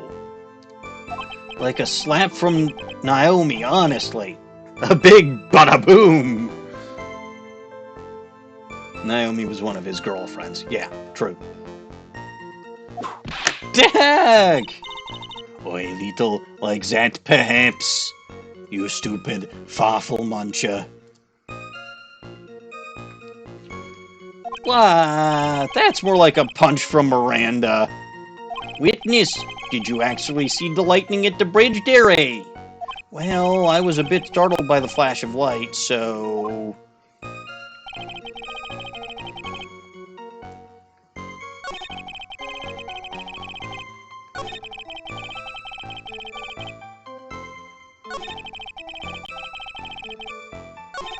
Okay. This one. Hold it. Seeing that, what did you do? What do you think? I was burning up as well, from the fire in my heart.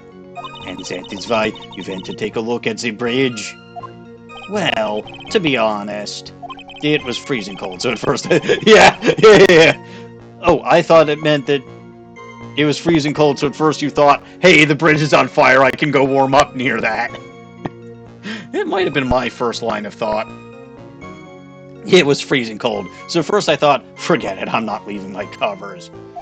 But it had pretty much stopped snowing, so I don't know, I changed my mind.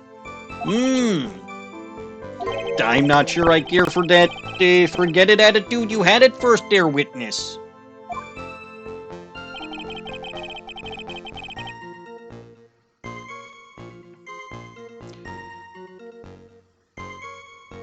This is probably the weather report, but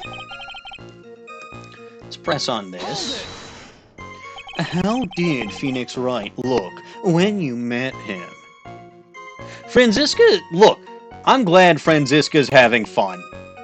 Franziska needs to have fun. It's been so long since she's been in a case. Let her have all the fun she wants. He looked like a beaten-up mule. He was dead tired. I mean, he had run all the way from Hazakura Temple. He simply stood, staring at me, breathing hard for a moment. How far is it to Hazakura Temple from the bridge? On his legs, a 15-minute run, I'd say. And that's when the murder was reported, dearie. That's right. And then he took a fall from the bridge because he's a dumbass, even by my standards. He told me about the burning bridge yesterday, but there's still something that doesn't quite fit. It looks like, despite his change of heart, Larry still isn't telling us the whole truth.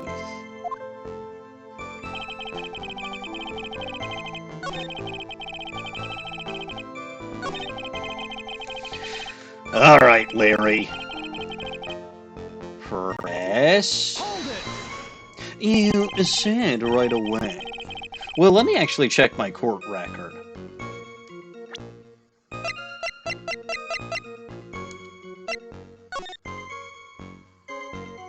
Alright, so lightning was still going on until about 10. The bridge was on fire from 10:45 until about 11:15, but You said right away, but exactly how long after the strike was that? The lightning fell and then the bridge caught on fire maybe around 5 minutes? I mean, I suddenly thought, gotta go check this out. How far is the small shack you were in from the bridge? Hold on. Well, it had pretty much stopped snowing. I guess about a 5-minute walk? And how did Dusky Bridge look when you got there? Like I had recovered a piece of my childhood. What? I mean, not even the bonfires kids make during school campfire. Sorry, not even the bonfire kids make during school camping trips can compare. Well, should I press him? Yes.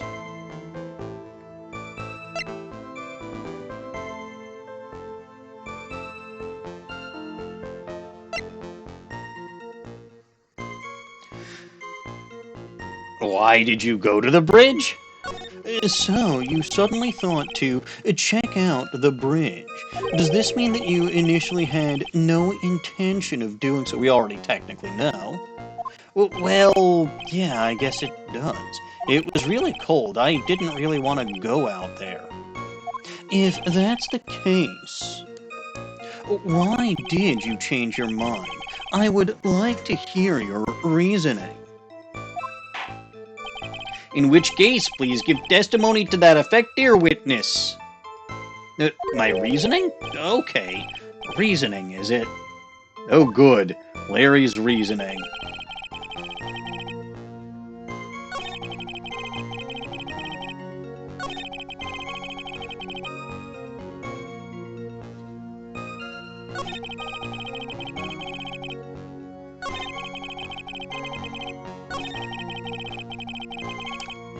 Alright. Press again. See if I can...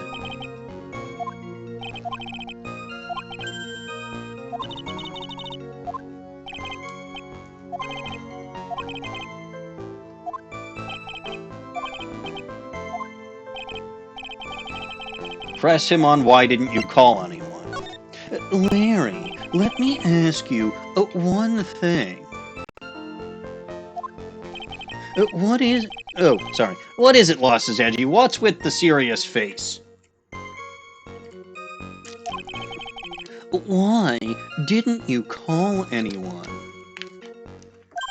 Huh? What do you mean? Normally, when faced with a towering inferno, one would try and tell someone. There is a public phone right by Dusky Bridge, correct? ... Well, of course I thought of doing that. So then, let's hear why you didn't, eh? Yeah, okay. A reason. My reason. It isn't that I didn't try to tell anyone. I just didn't have time to, okay?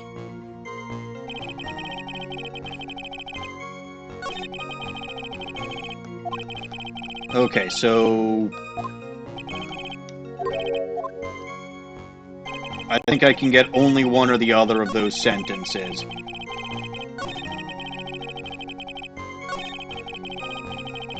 Right? Yeah, so it's only one or the other.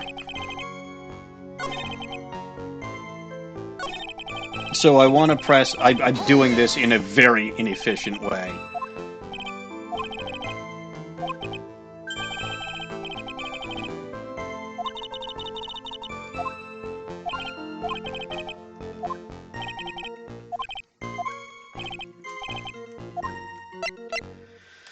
So, alright, we'll press him on that statement, because just wanting to go see something big and on fire is one thing, but, like, Nick showing up less than a minute later when it was 15 minutes for Nick to...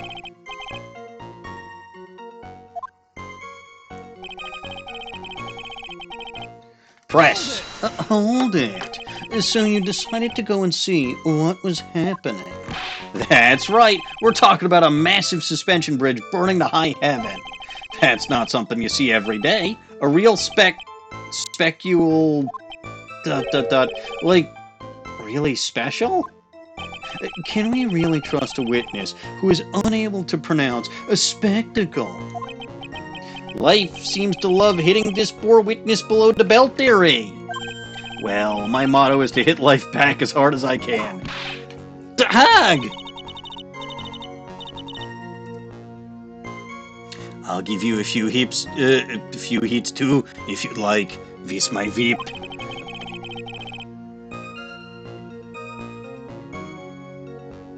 I hate him! I just don't know where this is supposed to go.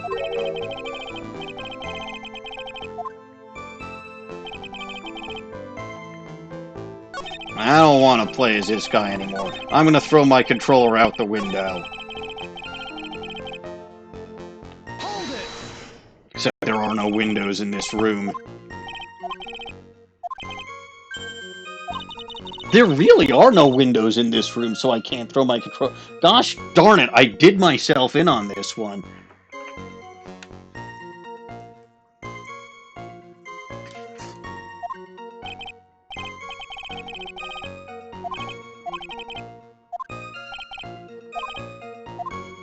Alright. So why didn't you call anyone? We've been here before, so... It is a little suspicious that, Nick seemed to show up only about a minute after he did. Hold it! You claim to have arrived at the bridge at the same time as Wright. Yeah, I thought I'd better tell someone about this, but then Nick came up yelling about murder. It totally made me forget about the bridge. The fire was pretty much, no? Fire was pretty much out by then anyway. What's this feeling? I suddenly have a terrible case of unease.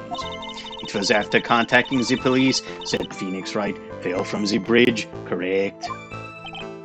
Yeah, that's pretty much it, more or less. Yeah. Okay.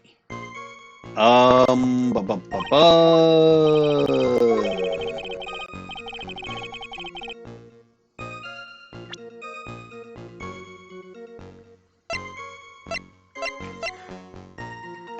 I mean, yeah, Larry left the shack later than he was saying. Especially if he's suggesting that the fire was nearly out. But how do I prove that?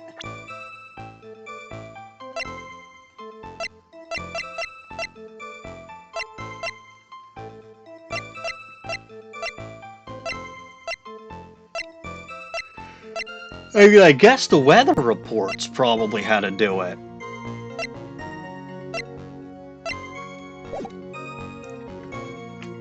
Yeah, the weather report would in fact be how to do it. Come on. Scrolling through this stuff is stupid when I don't have a left thumb. So we present the weather machine.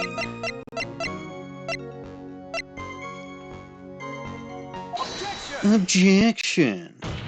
Your very existence being a contradiction. I'm not sure if you can grasp this or not. What the hey, Lost-His-Edgy? You make me sound like some sort of alien. But your testimony is conclusively contradictory. The problem here is time. I've never been the best timekeeper, you know, despite the fact that I'm the one who made those thinker clocks.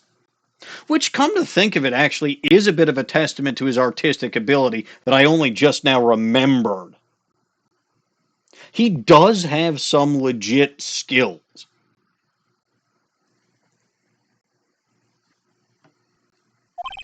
"3 minutes after Billy leaves on foot, you follow him on your bicycle.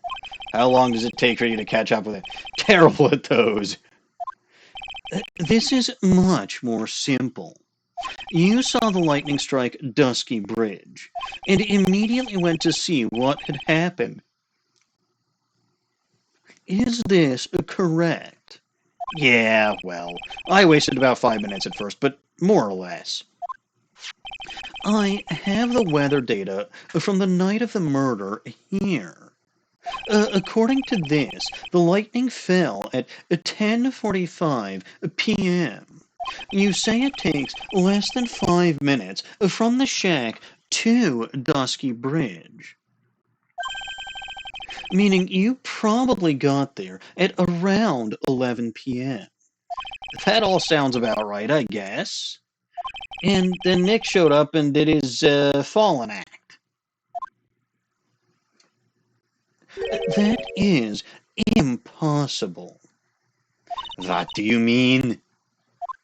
11 p.m. is when the murder occurred in a Hazakura temple.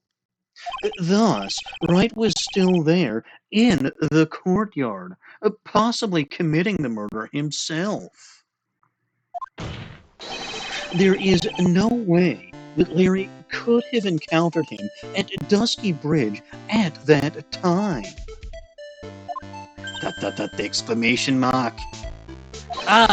Excuse me, I have an objection. You do? Witnesses aren't generally allowed to have objections, dearie. Lost-His-Edgy.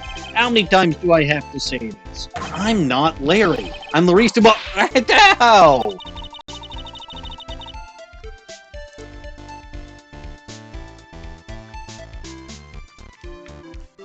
It has not been proven that the murder occurred at 11 p.m.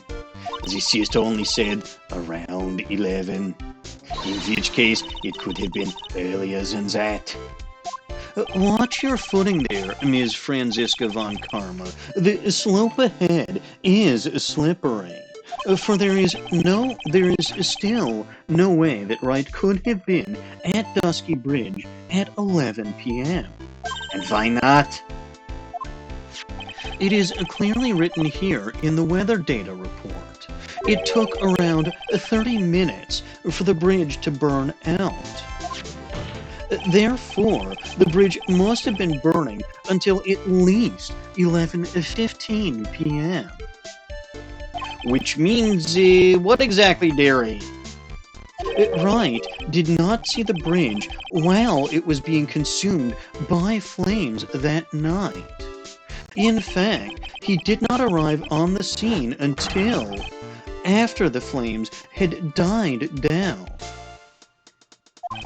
Larry, you arrived at the bridge at 11 p.m., but Wright did not make it there until at least 11:15.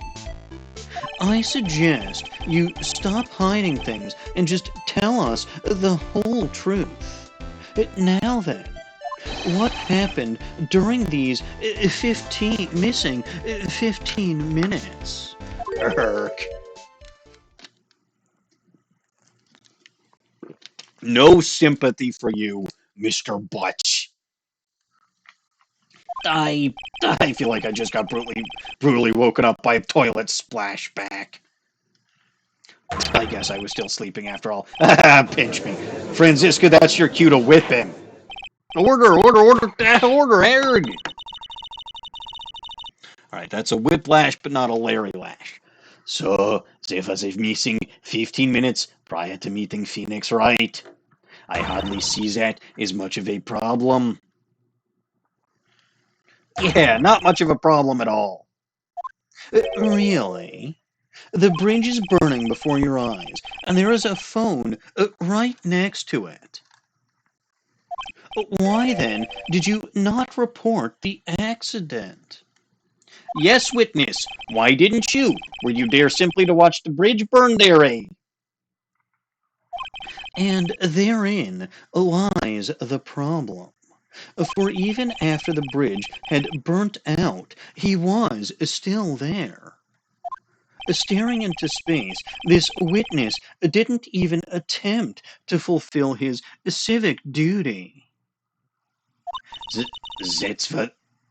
is what it sounds like. But this is Larry we're talking about, and even he is incapable of being so stupid. Phoenix, on the one hand, okay, I could see him being stupid. Larry is stupid, but not this stupid.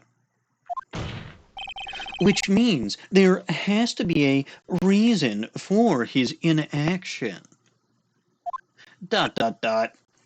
Lost his edgy.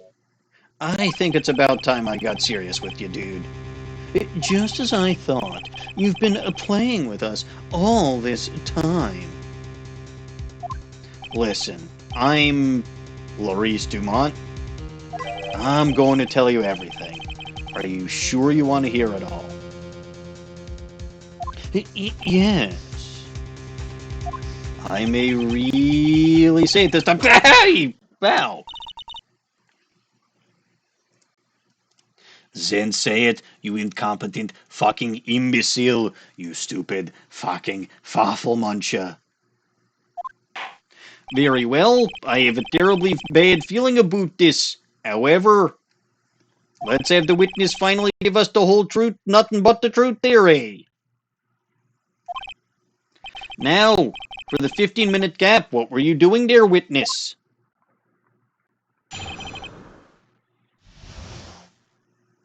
The missing 15 minutes, oh boy. I'm a Dunim. I'm an artist. What do you think I was doing? He was painting the fucking bridge as it burned. Sketching in front of the bridge. Franziska's gonna be whipped up on your face after this. In front of the bridge, I was whipped up into a frenzy of art. The shock and awe that I was feeling, I transferred it all directly onto the page. Before I realized it, the flames had gone out, and then he came running up. Surprisingly, this is a relatively logical explanation that I'm sure is bullshit.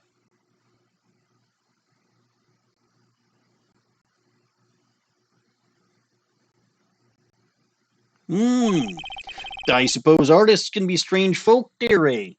Press on to last. Okay, good to know, Pokey Delta. That's right. I'm willing to sacrifice everything in order to draw the perfect sketch. Including the truth from the sound of it.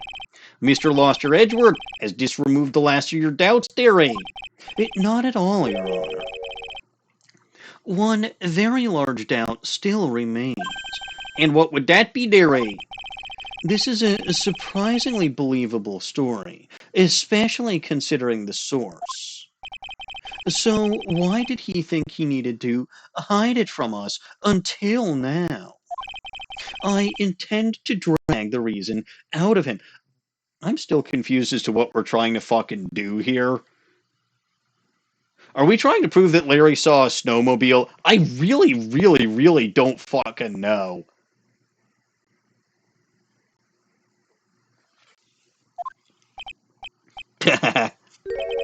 He'll regret this, You know, the last time somebody told Lost-His-Edgeworth that he'd regret something, he did indeed regret it.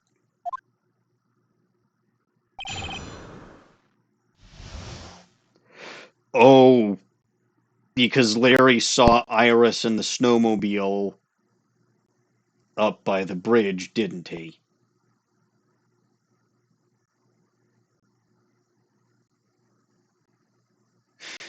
Yeah, that sounds about right. The missing 15 minutes. Being an idiot. Tell us, Larry. My name is Larice. Get it right. Mistakes like that are what keep you from being popular with the ladies. Like, Larry, you're not popular with the ladies. You suck. Also, again, I'm pretty sure the fandom is pretty sure that Lost-His-Edgeworth doesn't give a shit about being popular with the ladies. ... Theory. Just who exactly are you then?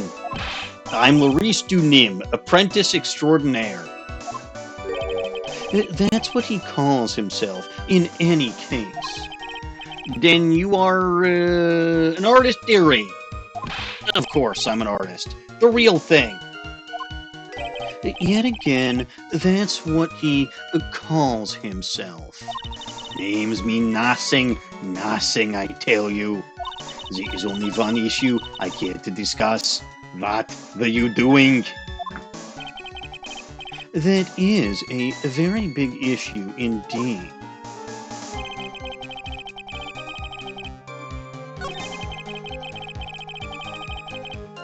Press.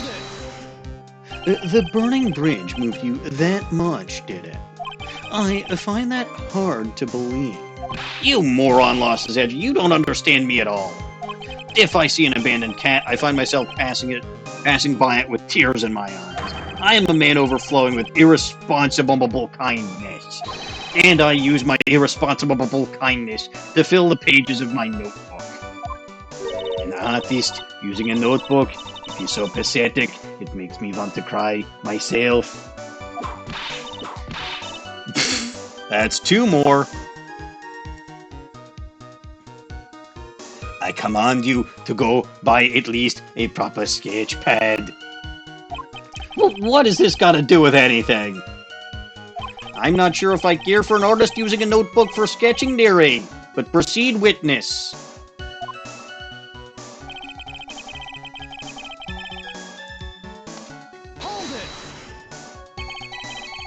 You forgot the passage of time to that extent, did you?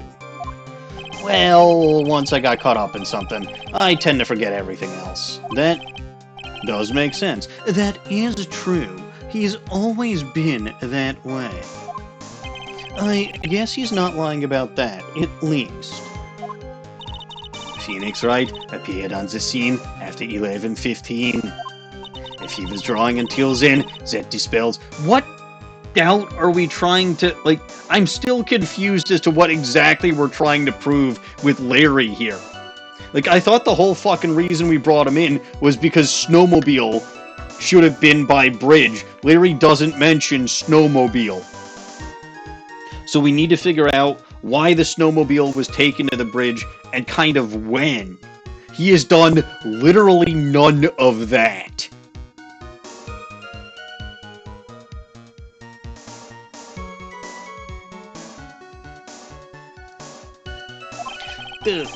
Aside from doubt of his humanity, dearie. There is a big clue waiting for me in this cross-examination. The testimony does nothing less than mock the court, but I am sure there is a vital kernel of truth hidden in it somewhere. Obviously, statement 2. Where is this sketch that you were talking about? Hold it. Sketching that burning bridge. The burning bridge and everything that came with it. ... What came with it? You want to hear this from my lips, do you, Lost-His-Edgy? You'll regret this. The sketch of mine is... Gah!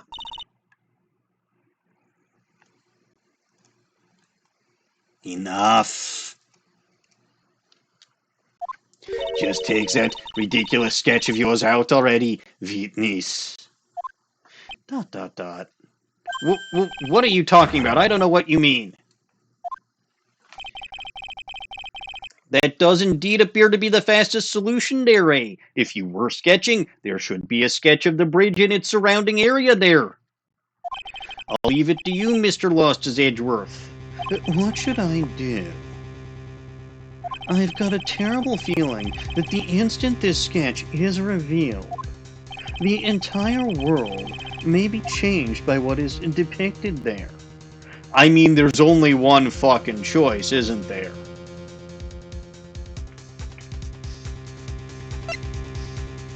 I really, really don't want to, because I know what I'm going to see on that sketch.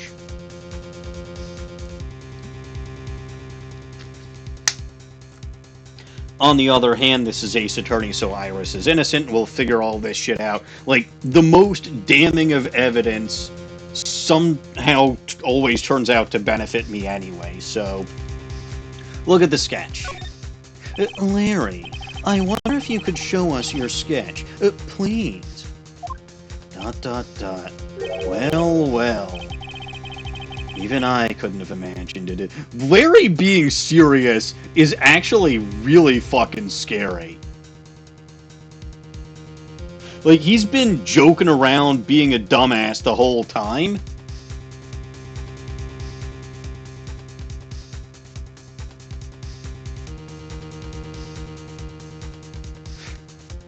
But he's actually been doing it for a reason this time, and now we're gonna figure out what it is. Imagined what? That Laurice Dunim's debut would take place here, today, like this. Ouch! Show it now, schnell! You have been stalling for long enough. Okay, but steel yourselves. Actually, don't steal. Thievery is against the law. This...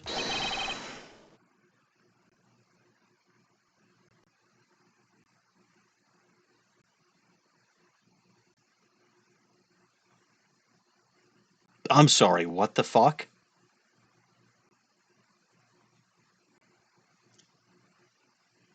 Oh, you're very late, Octane Hyperion, but apparently just in time to see a flying, fiery woman.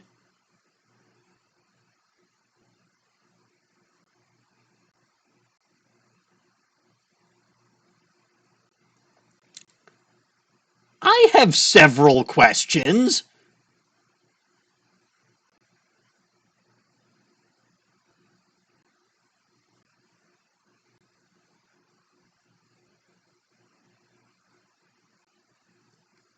Several questions. And an innate urge to kill Lost-His-Edgeworth again.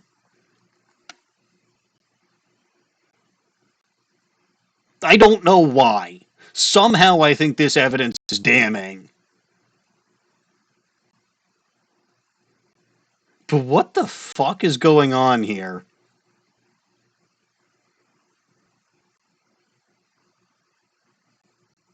I mean, Pokey Delta, can you blame me for thinking I knew what it was? Because we started this whole bullshit trying to figure out what the heck was going on with the snowmobile. Nowhere in the equation did anybody mention a flying fiery lady over the bridge. Although this does bring credence to my theory that somehow Dahlia Hawthorne set fire to the bridge.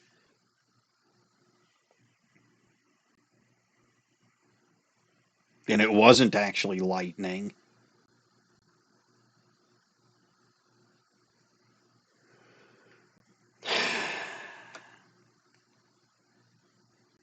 But seriously, we started this whole thing looking for a fucking snowmobile.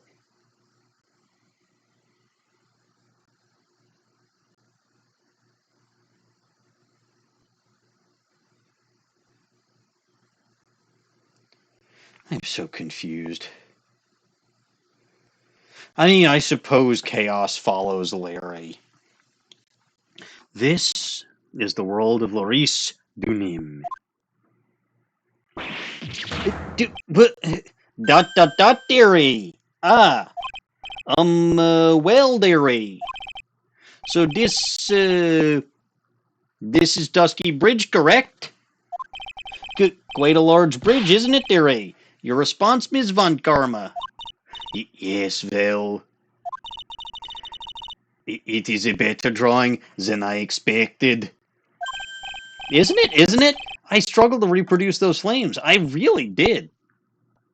Like I said, after remembering the bit about the thinker, Larry actually has some genuine talent. Now, I think he was actually working with crayon there, because it really doesn't fucking look like paint.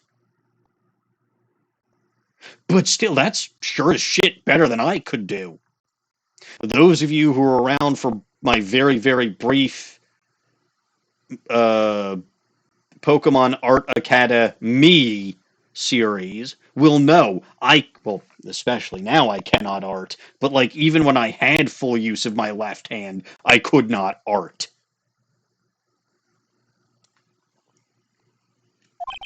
Yes, I'm sure you did, dearie. Dot, dot, dot, dot, dot, dot, dot, dot, dot, dot, dot. Yet none of us are addressing the elephant to the... Well, in this case, the elephant is a giant flying fiery lady. Dot, dot, dot, dot, dot, dot, dot, dot, dot, dot, dot. This is going to get ugly.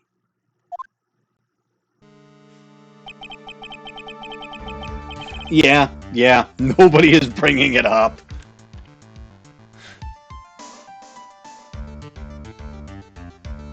I mean, I can. It just takes forever, and it's not particularly fun, which is one of the reasons why that was a very short-lived series. I would have loved to be able to actually do this stuff from scratch, but I can't. No one has the courage to bring it up, it seems. This mysterious, flying, woman-shaped object. Larry. What? The burning bridge is fine, but what the fuck is that unfortunate-looking figure? You said Phoenix didn't show up until after the flames had gone out. Ah. You spotted that. I thought you might. You'd have to be completely blind to not see it. So it's recovering, Hyperion. It's actually going very well.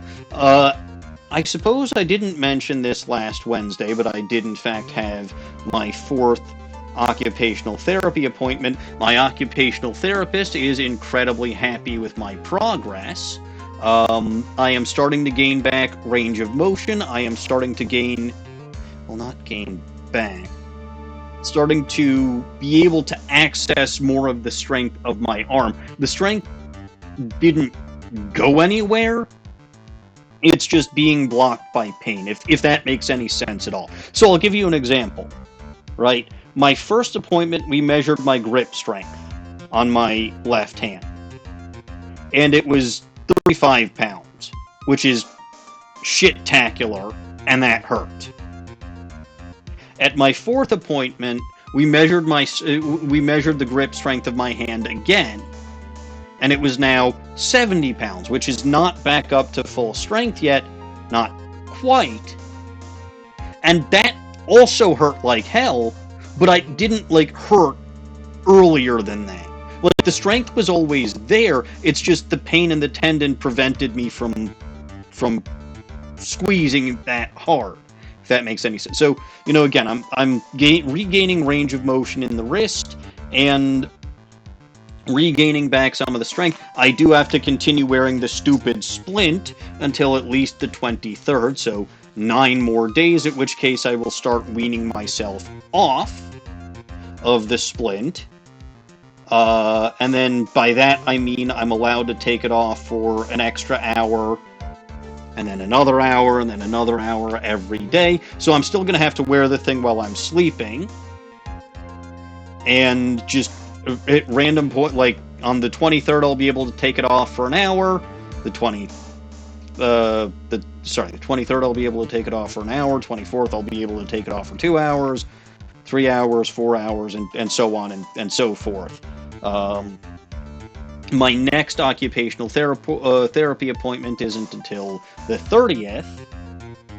It was supposed to be the 6th, but I'm going to be out of town, so I pushed it a week earlier. But it's good. I still can't use my arm most of the time because it's in the damn splint. And what really, really, really, really sucks is that I'm also having issues with my right arm right now, the usual issues that I have this time of year with my right arm, namely after breaking it into pieces when I was 7. Every summer, barometric pressure changes cause the thing to feel like I've got fire in my bones, and we had a lot of shit going on this past weekend where there were tornado watches and thunderstorms and just random bullshit happening, so that's painful. Not much I can do about that, because it's not arthritis, it's not actually anything that we can tell is physical. I have had my right arm x-rayed, I have had my right arm MRI'd, I have had my right arm basically scanned in every single possible way it could be to see if there's anything fucking wrong with it. And it seems fine, so there's potentially some nerve damage, or the scar tissue just gets inflamed and there's nothing I can do about it. But it kinda sucks not having a single usable or useful arm.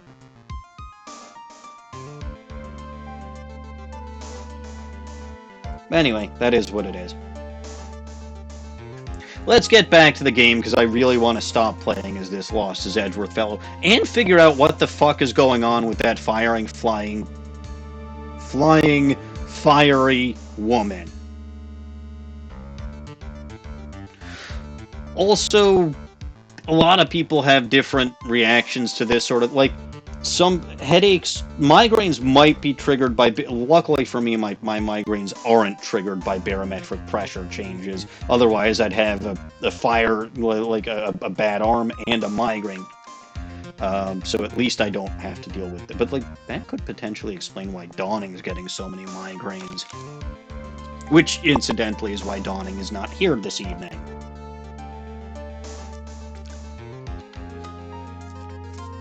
Little Goblin has been struck by a fairly painful migraine. However much I might want to ignore it, I can't. It's Iris, of course. Iris! No? I wish she'd take better care of herself. We have to plan for... Go away, Larry. What would have happened to her if she had injured herself flying like that? ... What the fuck? Larry, please, answer this next question honestly. Okay. Are you really claiming to have seen this? Are you claiming to have seen the silhouette of the defendant? It's Dahlia. It's Dahlia. She set the fucking bridge on fire. She doesn't give a shit.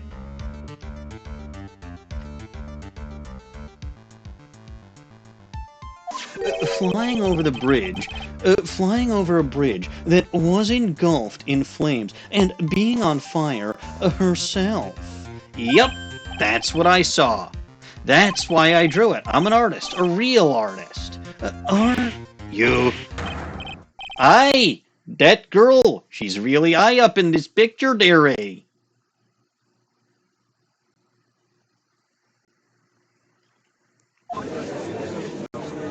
Larry. What was that for, dearie? You should go back to whipping the witness, dear. He deserves it. What was that for? This is all a bad dream. I was hitting you on the cheek to test that theory. Please whip your own cheek from now on if you wish to test your wild theories, dearie. Or at least again, go back to whipping the witness. He really deserves it, dear. Anyway, no court of law will ever acknowledge that people can... point of order, Your Honor. I seem to recall in case 2-3, we were dealing with a flying maniac named Billy Bob Johns, or was it Loser Fuckface, or some such thing. There are ways to make it appear as though someone is flying, but like, Franziska can tell you, because this was a case she dealt with, right? Franziska was there. Lost-His-Edgeworth was apparently keeping tabs on that case from abroad, mind you, but like, it isn't, like, okay, physically impossible for a person to fly, you're not wrong. To stage it so that it looks like someone is flying, not impossible. Do I have a Discord? Yes, I do. Yes, I do. You can find, if, I don't know if you're in the Bulba Garden Discord server, but if you are, you can find me there. I'm Maniacal Engineer, as I am basically everywhere. Ignore this stupid Melly enthusiast. Actually, no, you would be on Bulba Garden, because I'm pretty sure I saw you there before I saw you here. So yeah, you'll find me in the Bulba Garden public Discord server. The Discord is where I have my voice chats when I'm in stream. Nobody's with me this evening, mind you, again, because LG said he was not going to be available for a couple of weeks because he's busy with work. Dawning, as I said, has a migraine, and I really don't know what's going on with Goose. Not sure. And Midori should be back relatively soon. I think next month is when she's going to be able to start coming back. Actually, aha! She would know about this. She would. Ms. von Karma, very clever. Actually, there is some precedent for this, Your Honor. She was flying pretty high, my sweet Iris. She was about 30 feet above the bridge, at least. It was really something to see. This has to be some kind of mistake, dearie. Mr. Lost-His-Edgeworth, please bring the witness back down to earth there. What? Me? This witness is your friend, is he not? Accessory to foolishness, Kilometers Lost-His-Edgeworth. You get him, Franziska. You get him. God, I missed her so much. Let us get back to the cross-examination. By force if necessary, dearie. Mr. Lost-His-Edgeworth, I expect you to expose the obvious contradiction here. Yes, Your Honor. It looks like I've got another reason to remember. Yeah, look, Larry is a force of nature or something, Your Honor. It looks like I've got another reason to remember this moral. Well, what did you think of my debut piece? Get that thing away from me, dearie! Larry's sketch added to the court record. Horrible sketch of what he saw. You know what? Seeing things from his perspective is kind of amusing sometimes. Not enough to make me want to play the investigation games. I will never, ever, ever, ever, ever want to do that. But even I have to admit this shit's funny sometimes. Horrible sketch of what he saw the night of the crime. Now, hurry up and cross-examine him, dearie. Alright, let's take a look-see.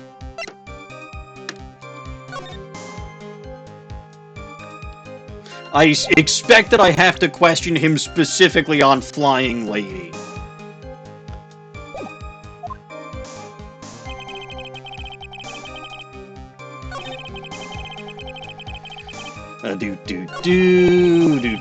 I saw... Oh, her white hood fluttering. Duh. Okay, so there is in fact a new statement to do.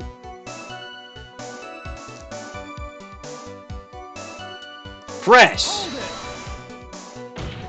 Just where did you see this sight from?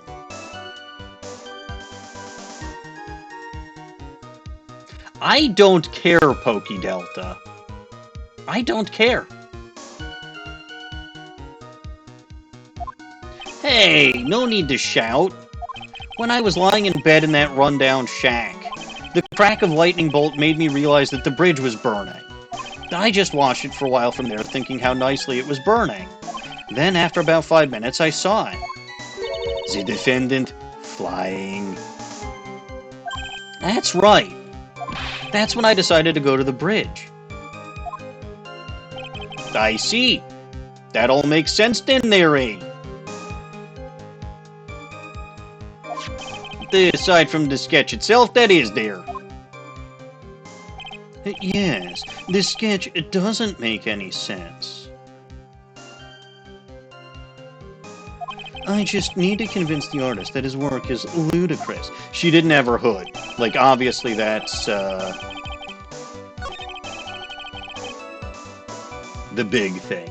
But this is where we're going to resolve the quote-unquote Iris who was wearing her hood that Bikini saw, and the fact that the real Iris never actually entered the inner temple. It was Dahlia.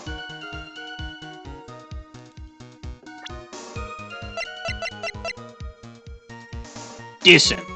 Objection.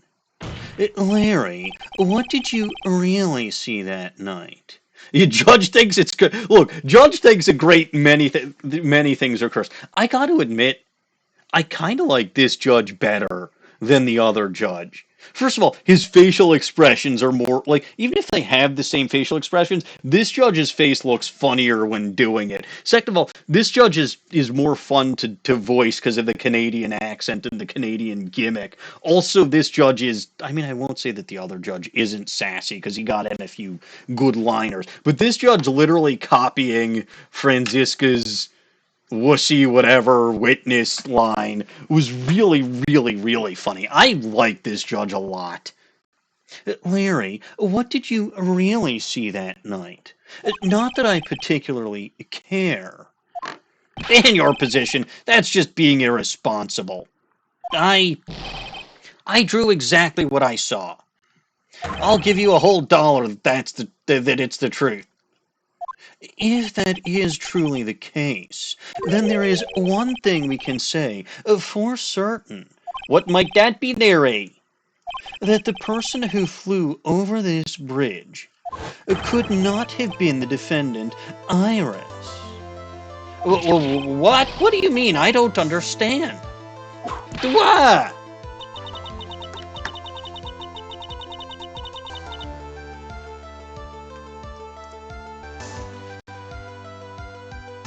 You'll voice the judge one time.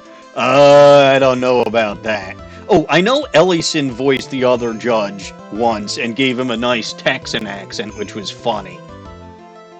It's because he was supposed to come in to voice Jake Marshall, but by the time Ellison showed up, we'd already done all of Marshall's lines for that particular evening, so I just gave him the judge's role instead.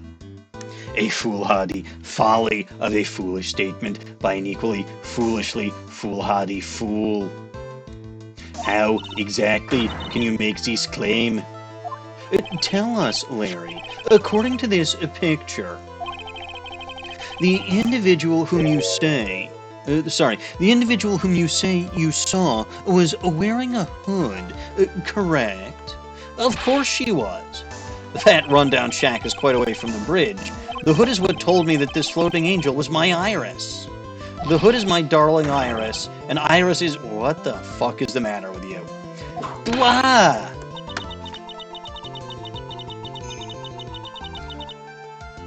It seems there are bigger fools in this world than the one at the defense's bench. And it is among them is the guy who is usually standing at the defense's bench, and this motherfucking moron that we are looking at now. Larry, there's something you need to be made aware of. On the night of the murder, Iris wasn't wearing her hood. She had given it to Wright as a gift. Are you going to change your story now? Perhaps suggest it was Wright who took... I told you it was Phoenix who took flight! It's a burning Phoenix flying over the bridge.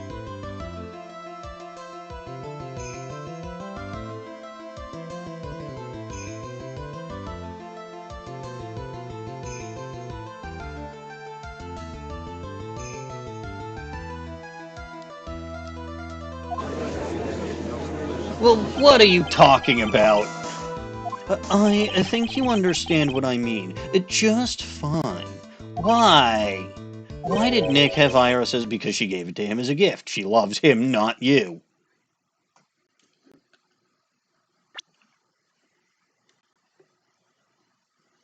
Yes, this is why I hate everything about this, is because I'm stuck playing as Lost-His-Edgeworth as the defense, because Phoenix, in his infinite wisdom, tried to cross Dusky Bridge while it was on fire, and fell into the river, the icy cold river below, that's like 40 feet below the bridge, the extremely fast current, icy cold river below, and caught a cold.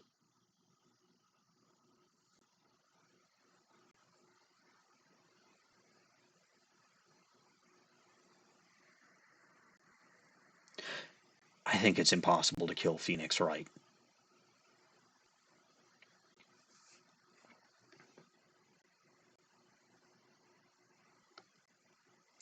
Also, I think Pokey Delta is correct.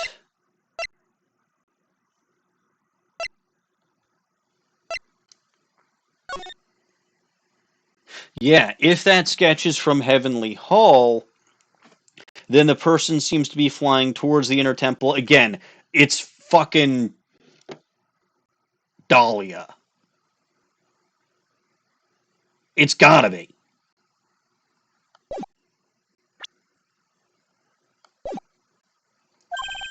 What? Lost his edgy. What's going on with Iris and Nick? Why, you, Nick, you dog! He's known her longer than you have, Larry. I do believe, Larry, that this unbelievably mysterious and totally not cursed their sketch. I told you, Pokey Delta. She's probably in Elise's body. Or is she in Maya's? No, she's in Maya's body. Yeah, that's what I said last time. She's in Maya's body. And she had just killed Elise Dunim, who is totally not Misty Faye, and is setting the bridge on fire behind her as she goes back to the inner temple so she can't be discovered. And people will assume that Iris did, because again, when you channel someone, okay, your body takes on their appearance, but it doesn't change hair color. And Maya Faye's hair color is black. And the only difference between Dahlia and Iris, appearance-wise, is hair color. It would explain why everybody keeps thinking they saw Iris.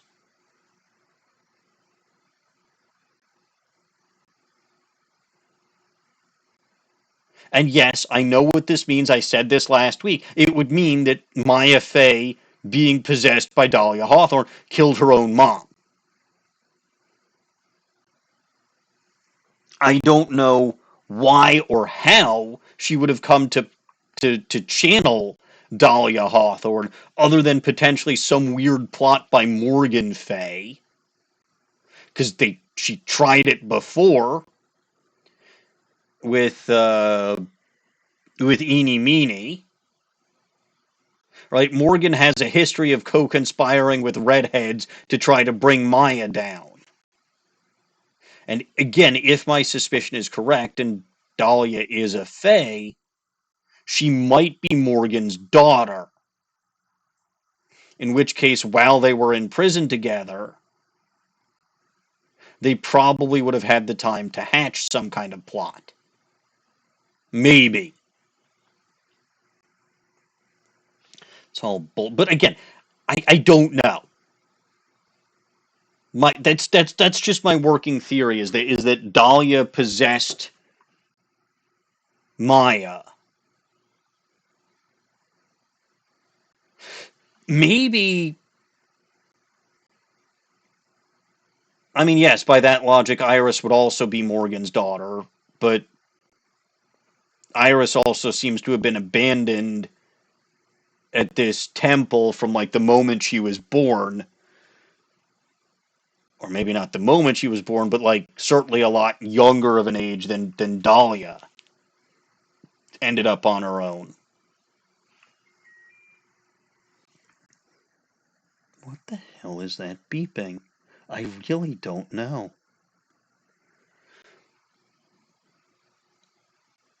Anyway, all this is besides the point. We'll figure out what the fuck's going on here. I can't believe that Maya would actually kill someone, whether possessed or not. But it's theoretically possible because she wasn't really being supervised. Oh, I think I know how this happened.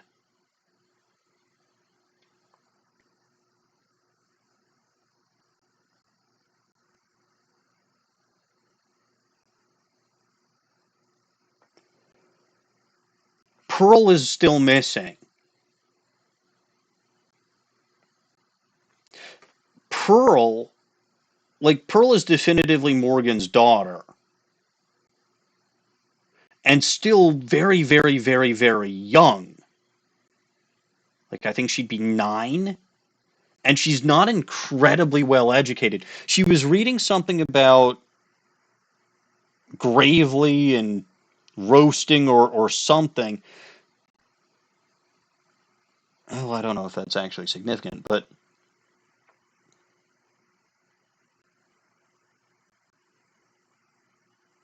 Morgan might have manipulated Pearl into channeling Dahlia.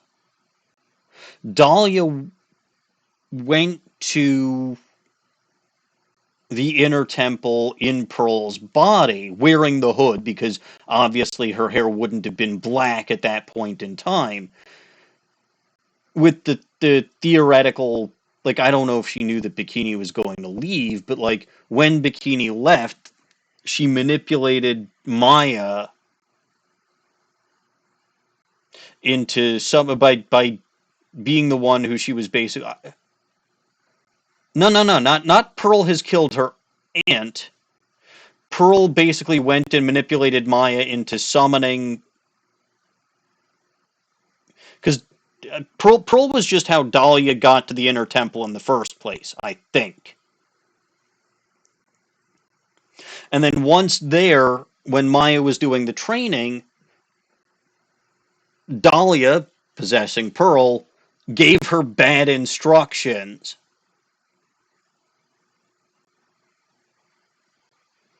And then left Pearl and went into, because it would be a fuck ton more believable to frame Iris with her hair being black. Plus, this way, the Branch family gets complete, because they don't want Pearl to be a murderer. They absolutely do not want Pearl to be a murderer. Morgan wants Pearl to take over as the master. So this way, they wipe out the current master and basically have Maya again take the fall for murder, again, just like they were trying to in case 2-2. And then once Dahlia, in Maya's body, committed the murder, she crossed back across the bridge and set it on fire, which was subsequently blamed on the lightning because it just so happened that there was lightning. I don't know, maybe Dahlia is a particularly malevolent spirit and can fucking summon lightning or some shit. I don't know what spirits can do. Who the fuck knows? Especially one as malevolent as Dahlia.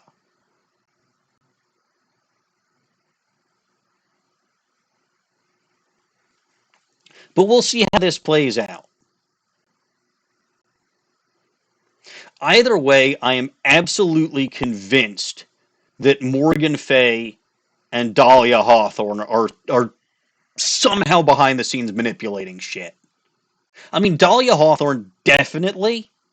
And again, if my theory is that she's a Fae and the daughter of Morgan, which that is my theory, then this is some kind of, because at the end of case 2-2, Morgan basically said she's not done yet. She'll basically do anything to make sure Pearl becomes the master. This is the final case of this trilogy. They are wrapping up everything.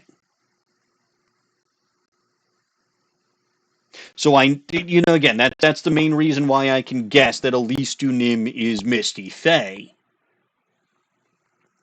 And why I suspect that this whole Faye branch family, whatever, is exactly Astro Dude. Exactly what I'm saying. Also, hi there. I don't forget this shit. I may be a professional idiot, but I don't forget dangling plot lines like that. And this was one of the biggest. This plus Misty Faye have been. I mean, Misty Faye's been a dangling plot line since the first game.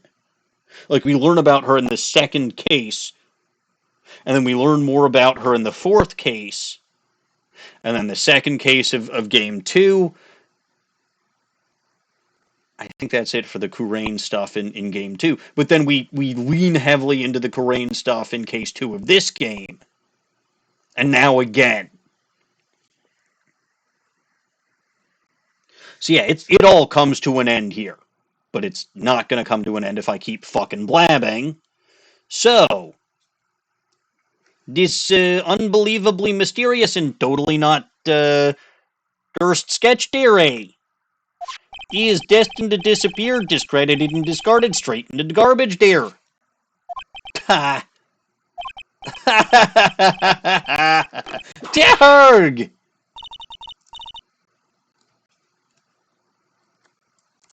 What is it now, witness? It feels like I've been waiting 25 years for this day to come. Lost is edgy.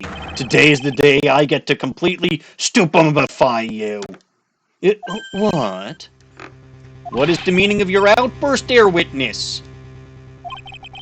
I hate to have to do this, but I have... Oh, God. What kind of fucking bizarro world are we in where Larry Butz is presenting decisive evidence? I hate to have to do this, but I have some oh, he's saying definitive, not decisive, but it's the same fucking thing. Definitive evidence. Definitive. Do you even know the meaning of the word, you incompetent, babbling baboon of a buffoon? Evidence. Iris did indeed come flying over the burning bridge. And I, Maurice Dunim, shall prove it. Oh God, what the hell is this? I didn't expect to ask this again, dearie, but we shall be needing your testimony once again, dear witness. Tell us anything you know concerning the defendant as you claim is depicted in this totally not cursed dear sketch. And show us your evidence that this nightmare was actually a reality, dearie. Okay, I hope you're ready, Lost-His-Edgeworth. Because I'm going to feed you a whopping serving of You know, when you say it with that particular face, I really don't believe you, Larry. You've been serving us a whopping serving of pain. You know what? Not untrue, Lost-His-Edgeworth. He has been trying our patience. You've been serving us a whopping serving of pain this whole time. Trust me. Proof that Iris flew. Oh boy. When I reached... I know his last name is Butz. I think he's one of the few people whose little... Well, okay, I wouldn't say few people, because Edgeworth and von Karma, they also have it, but... Oh, most people, like, it's somewhat inconsistent as to when that little label on the text box is first name or last name. Oh, I'm sure Franziska's gonna make 24 Larry lashes. I'm expecting it to go to 36 Larry lashes. When I reached Dusky Bridge, she was already gone. I was so worried, so I frantically searched all over for her. But what about the fucking snowmobile? I'm so confused. We started this looking for a fucking snowmobile. That led me to finding a beautiful crystal sphere.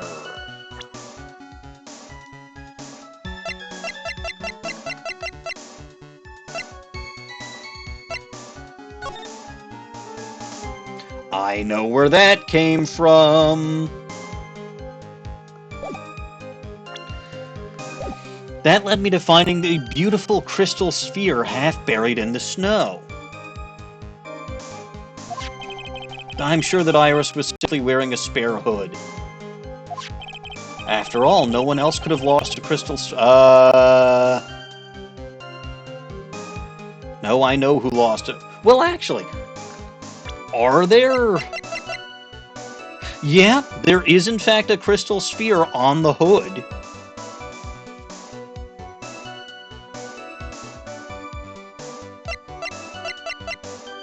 But let's be fair... No, I know exactly. So it was... Hold the fucking phone!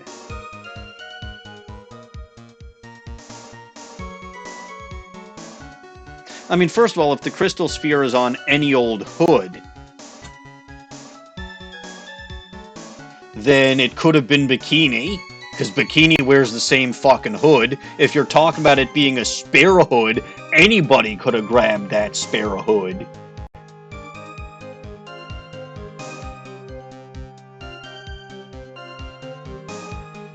But no, that came from the victim's staff.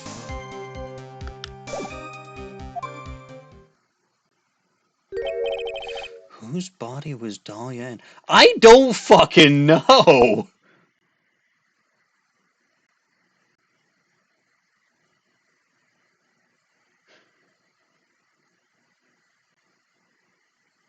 Was Dahlia in Misty's body?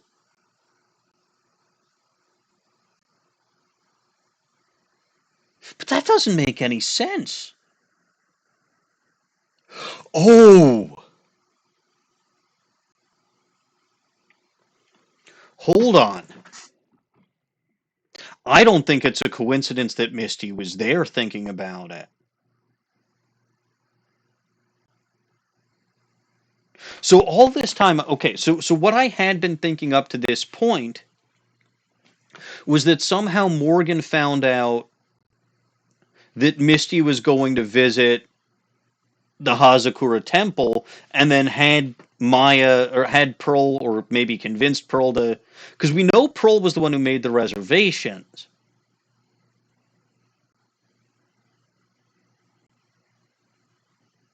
So hold on. Again,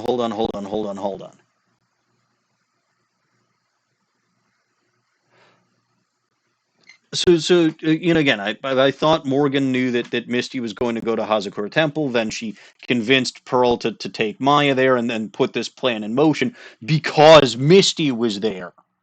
So they were going to attempt to assassinate the current. But what if? Because it didn't seem like Morgan knew where Misty was.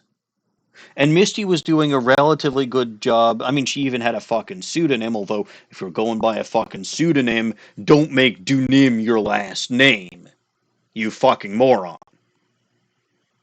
But this is Ace Attorney, so whatever. Um, what if this was a plot just to kill Maya? And Misty somehow caught wind of it and was trying to stop it.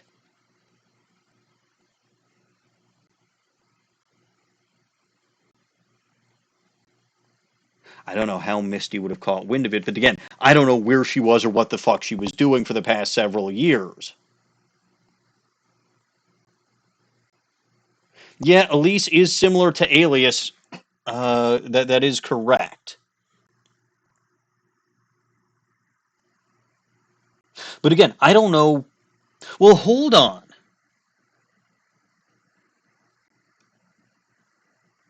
Godo is Diego Armando. This we know for a fact, right? I basically figured that out from like the moment I saw Godo or something. But like that was basically confirmed at the end of last case. Godo was Diego Armando. Godo. Do prosecutors have access to the prisoners though?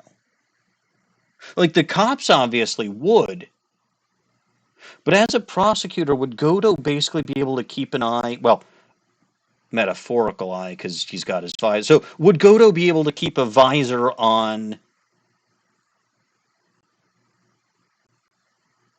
the prisoners? But then how the fuck would Godo know to contact Misty? How would he know where Misty is? So there's still a disconnect here somewhere. But Godo, we know, was Mia's boyfriend.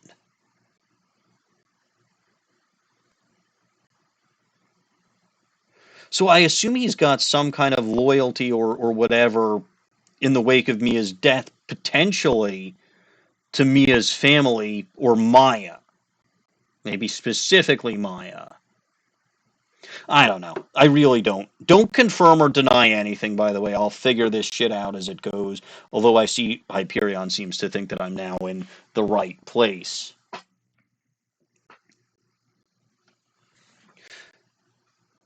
So maybe.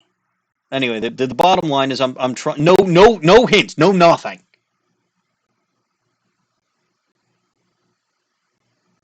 Um,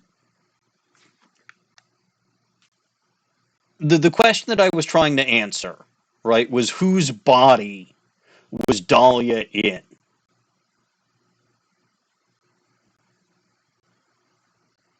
I thought it would have been Pearl. I thought it might have been Maya.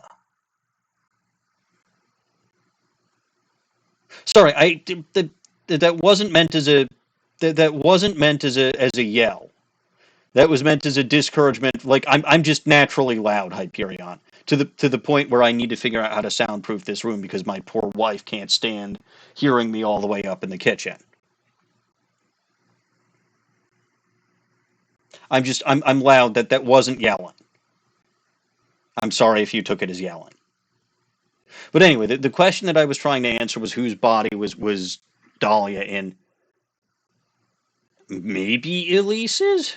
Like maybe she was in Misty's body, but that doesn't explain how Misty ended up dead unless Dahlia stabbed herself?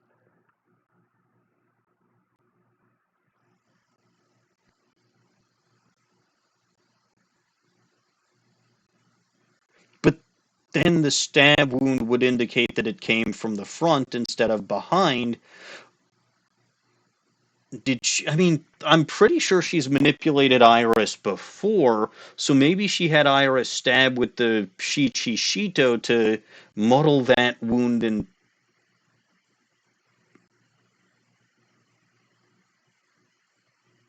But how would that get rid of Maya?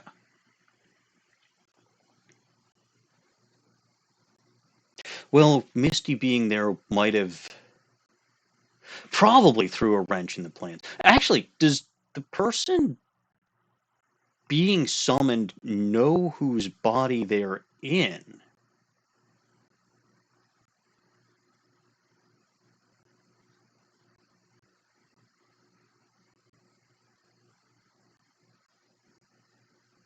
So many questions.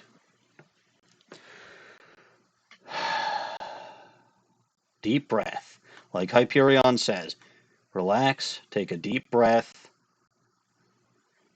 carry on. Hey, crystal sphere there, eh? This one. Pretty, isn't it? But finders keepers. That sphere, where did you find it?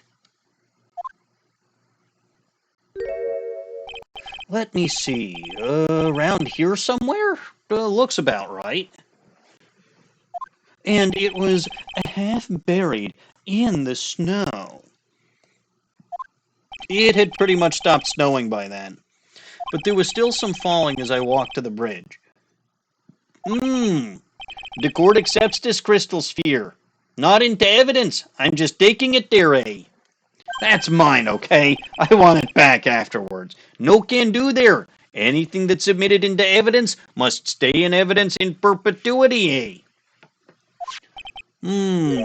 There's something on it. Looks like blood. Question mark. Oh my, it's blood there, eh? What? Blood? Let's test whose blood it is.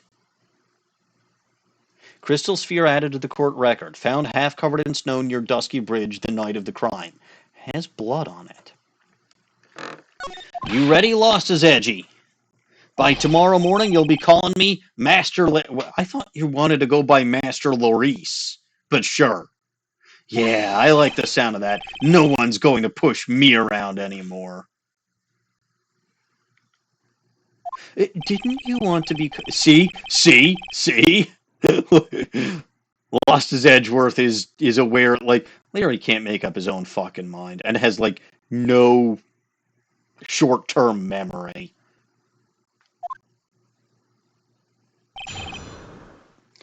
All right. As is my way, I press everything first. Hold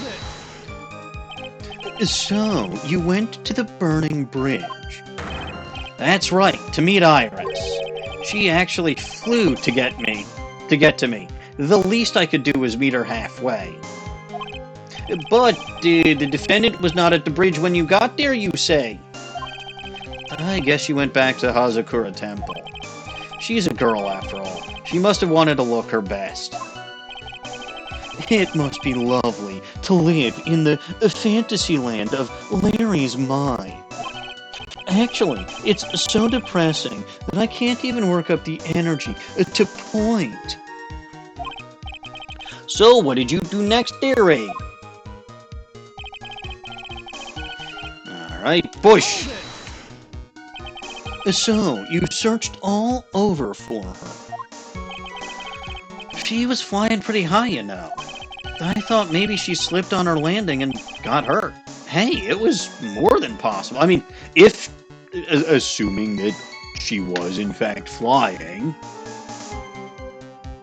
it's certainly it's more possible for her to slip up on the landing, especially with snow and ice on the ground, than it is for her to have fucking flown in the first place.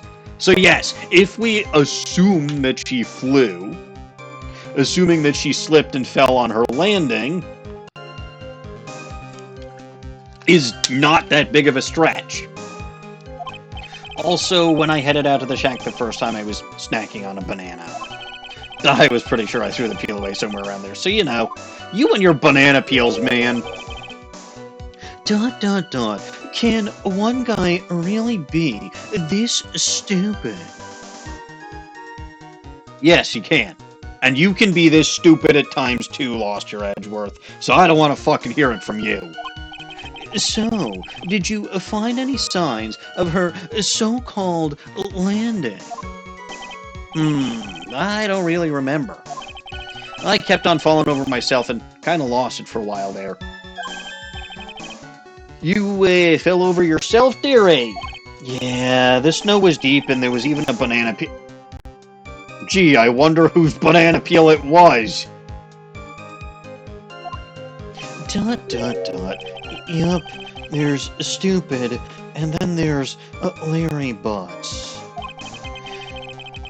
The short of it is that you didn't find any signs of her landing there, correct? Then what happened next? The beautiful crystal sphere, correct. Half buried. It was sitting in the snow with a little gathering on top of it. It was very hard to spot, actually. I mean, it was dark out, too. I'm impressed there, Ray. You did well to find it. For once in your goddamn life, you did something useful there, buddy boy. No matter what you may think, and when you look at me, I'm a pro. A genius security guard. Well, ex-security guard. Yes, Octane Hyperion, this guy can in fact be that stupid there, Ray. I used a pen light I borrowed from my company to help in my search. Well, the company that you work for is probably defunct now because the CEO is dead. So, works for me. And it sparkled really brightly, as if it was saying, "Here I am," to me. It does indeed look very much like the crystal sphere on Iris's hood. But need I remind you that she was not wearing her hood that night?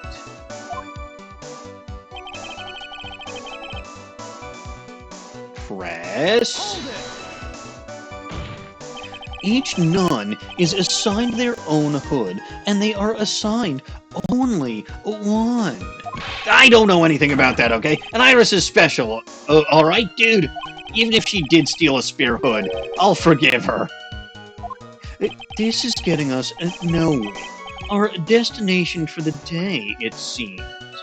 However, this crystal sphere was found near the bridge. That is a fact theory. If it didn't come from a hood, where could it have come from there? A staff, Your Honor. That is the question I aim to answer.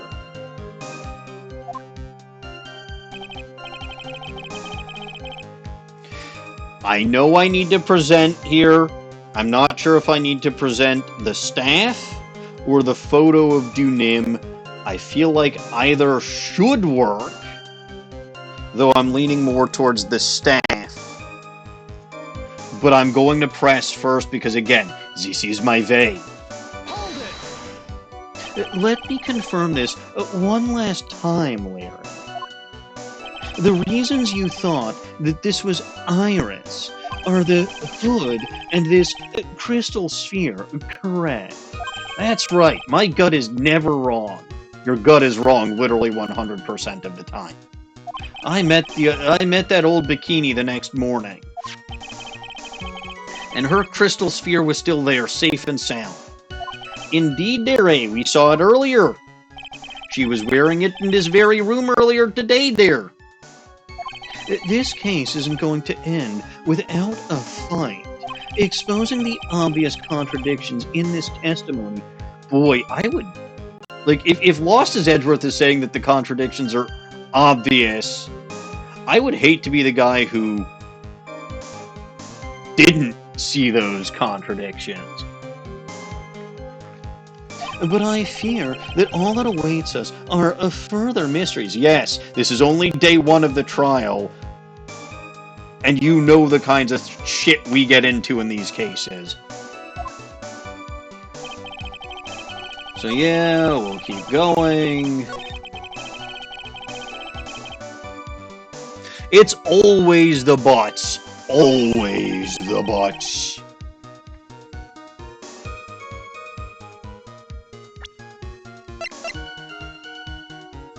Yeah, I'm leaning towards the victim's staff. Larry, that night, there was someone who lost a crystal sphere. There was? Who? Who was that? Who was this I mean, you're the one who's saying that it's Iris.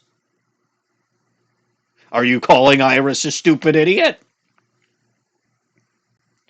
Who? Who was this stupid idiot? Ms. Elise Dunim, the mentor to a stupid idiot. The victim? I have a photo of her here. And on the end of her staff, you can see a familiar-looking crystal sphere. Hey! That's my photograph! Give it back! Ouch! A crystal sphere like that is quite easy to find. I have one just like it on my brooch. They look nothing alike. In any case, please take a look at this. This is the victim's staff found at the scene of the crime. Oh, interesting. Elise's profile would have worked. Okay, I suppose that also makes sense. Ah, the crystal sphere. It's gone, dearie. Whoa.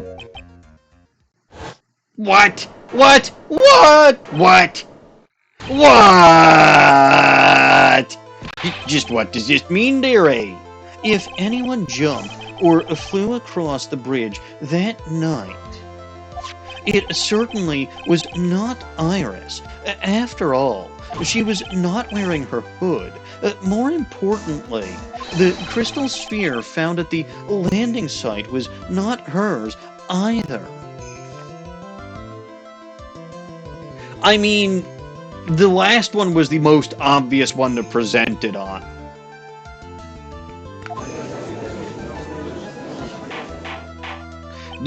That means the one who flew was, and dropped the sphere was the victim, Ms. Elise Dunim. How was that possible, dearie? Objection. A fool alongside another fool on a fool's errand to reach a foolish conclusion.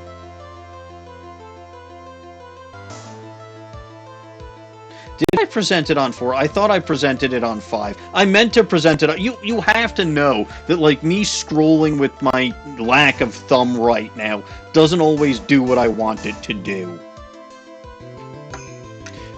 Like, seriously. You have your arm bound up in this shit and tell me that it always does what you want it to do. It does not.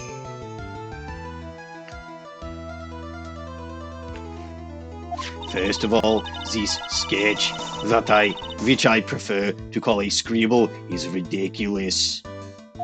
People cannot fly, thus it is rejected. You're the one who earlier said there is a precedent to someone flying in a case. And I know you know that that was correct. You can't do that. I saw it with my own two eyes.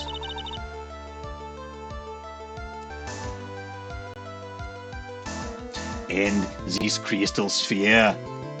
This is nothing more than a red herring. It's purple, actually. The only red on there is the blood. You honestly believe that? Give it some thought, and I'm sure you will realize it as well. Kilometers Lost-His-Edgeworth. Elise Dunim was in her room on the night of the murder.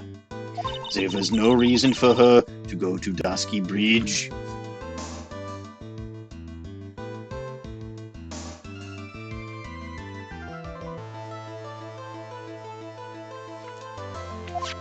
Therefore, this sphere cannot be related to this case.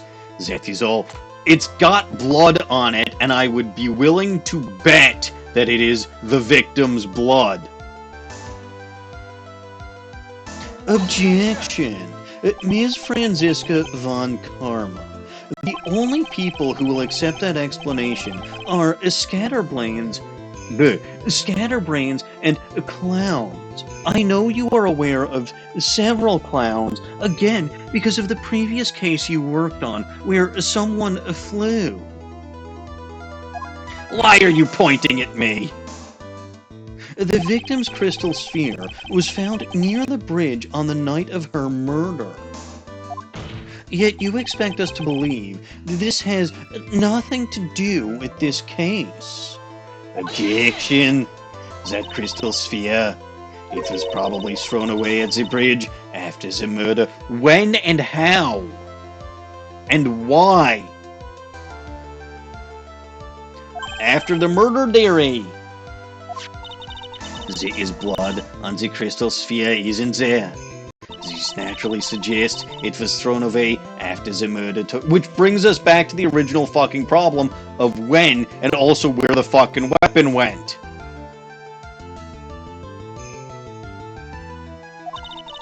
The killer placed it there to throw the investigation. No. No. No. You want to know what was done to throw the investigation off the scent?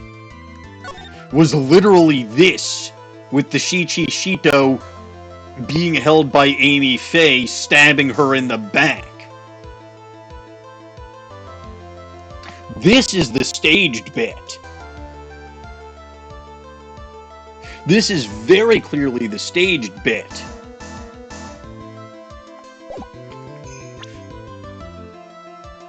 This was probably an accident.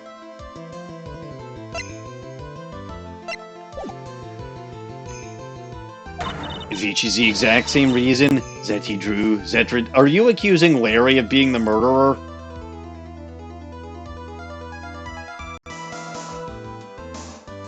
Which is the exact same reason that he drew that ridiculous sketch. What? You mean I'm the... Okay, Franziska admits it's not Iris. Case over. We're done here. You mean I'm the killer? No way!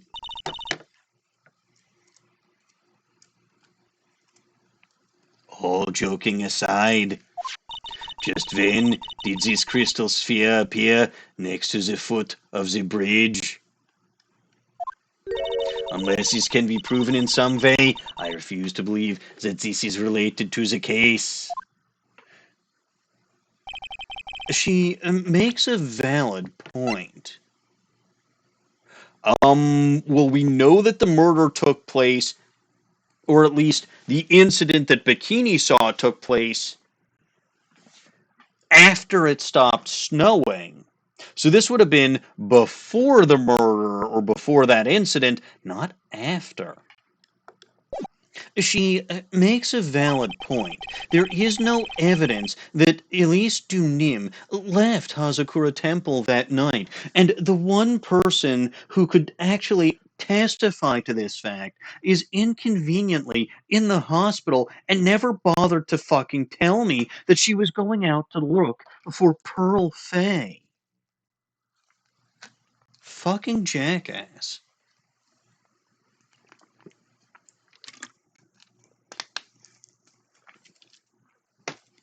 I mean, I get it. I know why Lost is because Phoenix didn't tell him. So shame on Phoenix, but sure. However, if somehow this crystal sphere can be proven to have been dropped, yet we can't because it was half covered in snow, then this case is going to transform into something else entirely. Your response, dear Mr. Lost-Your-Edgeworth, eh? I want your final opinion on the disposition of this crystal sphere here.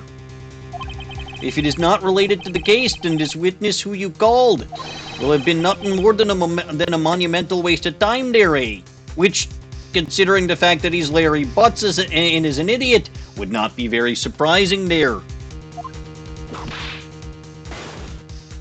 Prepare yourself for some very appropriate punishment, Kilometers Lost-His-Edgeworth. Can I prove it? Can I prove? Yes, you can. Yes, I can, because it was covered in snow. Can I prove it? That isn't the issue. To simply prove it, that is the only option. That's what he'd do. That's the way Phoenix Wright would do this. Oh shit. Why am I emulating him? He's almost as stupid as Larry. Your Honor, allow me to prove something to you. I will prove that this crystal sphere is a vital link to solving this case. You will do what now, dearie? That look in your eyes? You remind me of Phoenix Wright, then he is cornered. That should come as no surprise. Because right now I am Phoenix Wright, and I am indeed a cornered. You fucking moron. This is an easy one. You're the one who kept saying all the contradictions in Larry's testimony was easy, and you can't get this one. I order you to present your evidence, dear Mr. Lost-Your-Edgeworth.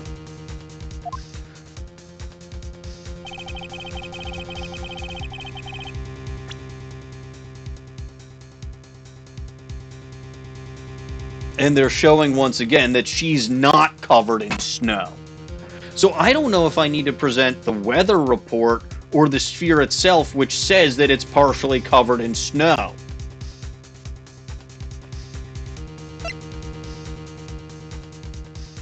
I'm inclined to present the sphere itself because, again, half covered in snow implies that it was still snowing when the sphere was dropped. And we know for a fact that it had stopped snowing by the time that Bikini saw the witness. So it's, yeah, it does have to be the sphere.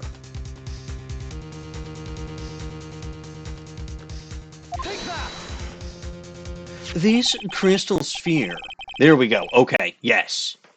I was correct. This crystal sphere, it was half buried in the snow, correct. That's right. If it hadn't stopped snowing, then it would have been game over, man. That snow would have totally covered it. That's all I needed to hear from you, Larry. Your testimony makes one thing quite clear. Well, what does it make clear, dearie? I mean, I suppose I also could have used a crime scene photo, but they literally had the crime scene photo in the background. so I didn't feel like using it. What does this make so clear there, eh? When the crystal sphere was dropped, it was snowing, even if it was ever so slightly. Snowing? On the other hand, let us look at the scene of the murder.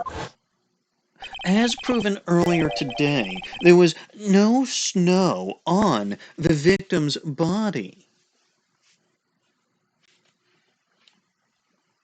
Ah, I get it now, dearie. Therefore, the crystal sphere must have been dropped before. So it's exactly what I fucking said. Like, as soon as I saw the sphere and saw that it was half covered in snow. What? Order, dearie. On the night of the murder, the victim did indeed go to Dusky Bridge, and she might have been the one who took the snowmobile there. And there, something occurred that caused the staff's crystal sphere to come loose. What could that have been, Neri? This sphere, there is some blood on it, isn't there? ... exclamation mark. Allow me to raise a certain possibility at this junction. The real crime scene was near the foot of Dusky Bridge. Entirely possible. Objection. The murder didn't take place in the Hazakura Temple courtyard.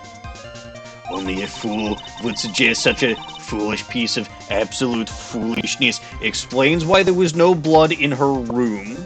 Explains why Bikini never actually saw the instant where Iris stabbed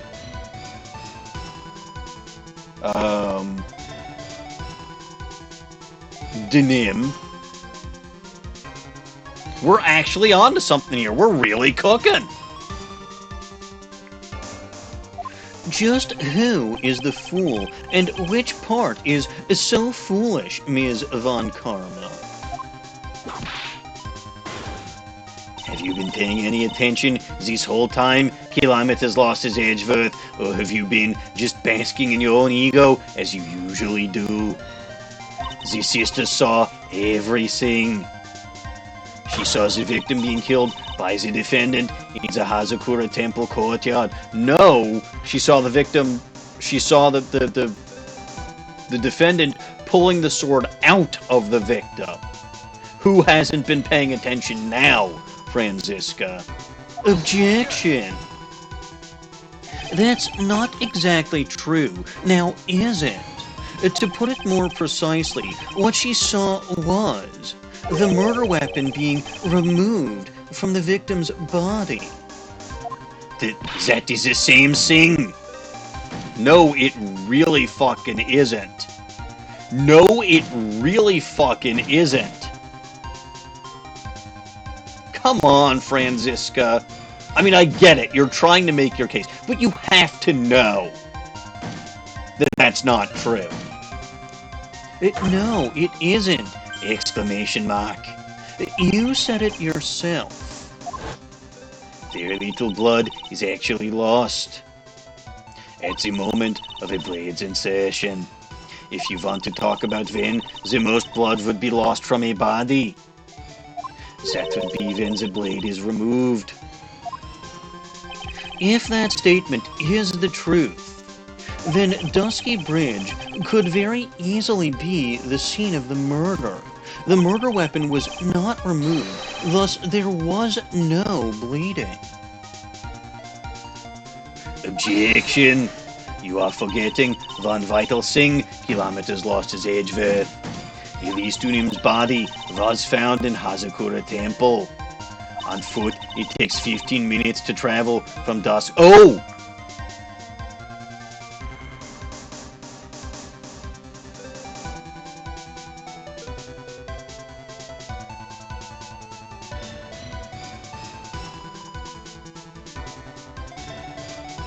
I'm confused.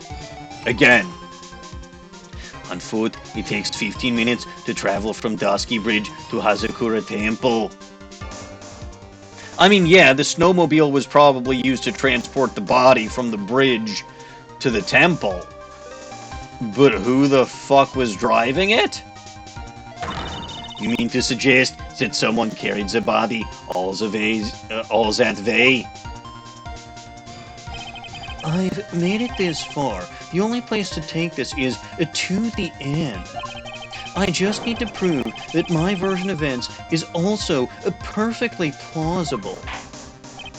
Now, if the defense is ready, the court would like to have an explanation there, Ray. Is the snowmobile... Oh, right.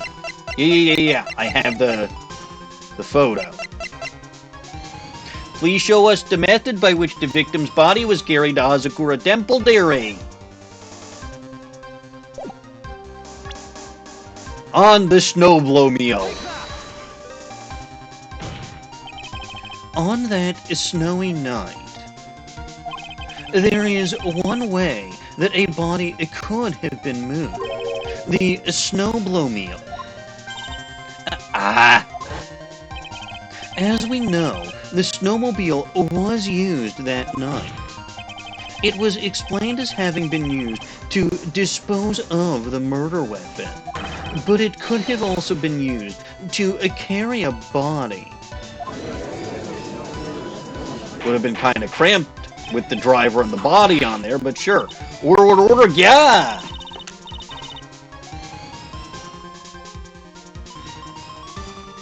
This is completely unacceptable, Kilometers Lost-His-Edgeworth. You've dug yourself into your own grave. I mean, technically, yes, because we're assuming that Iris was the one who had the snowmobile. What do you mean? The only one who could have used the snowmobile was the defendant. She's the one who moved the body. Doesn't that put the final nail in your coffin? You're too late, Franziska. What? What? And, in fact, the defense has proven something else entirely. We have shown that this case requires a further investigation. What? I mean, Iris probably is accessory after the fact. Where was the victim, Elise Dunim, really killed? If her body was moved, whatever for, why didn't they just dump it in the river like you suggested they could have done with the murder weapon? I mean, after all, the bridge caught on fire.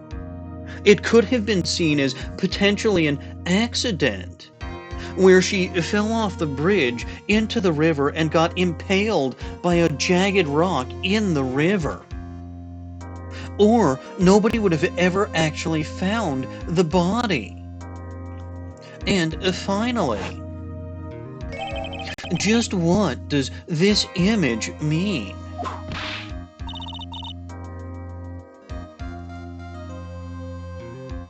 Do you even need to think about that?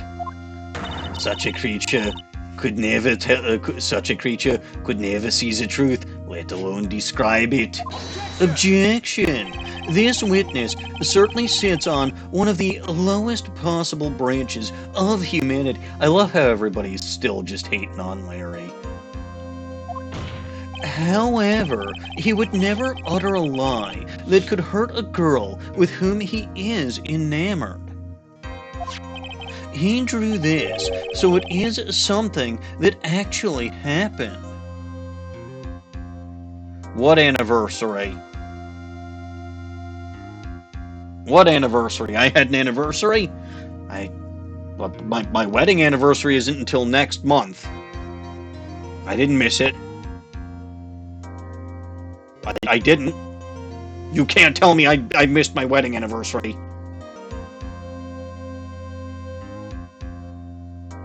My wife would be pissed if I did that.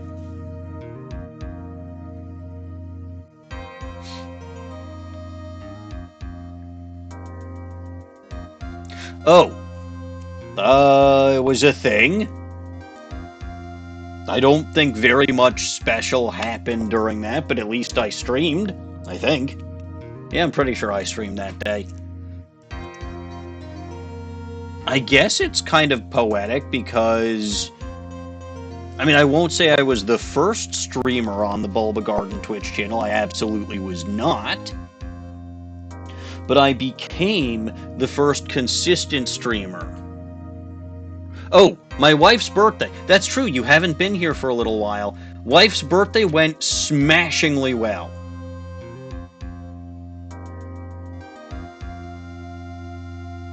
Like, even I'm surprised at how well it went.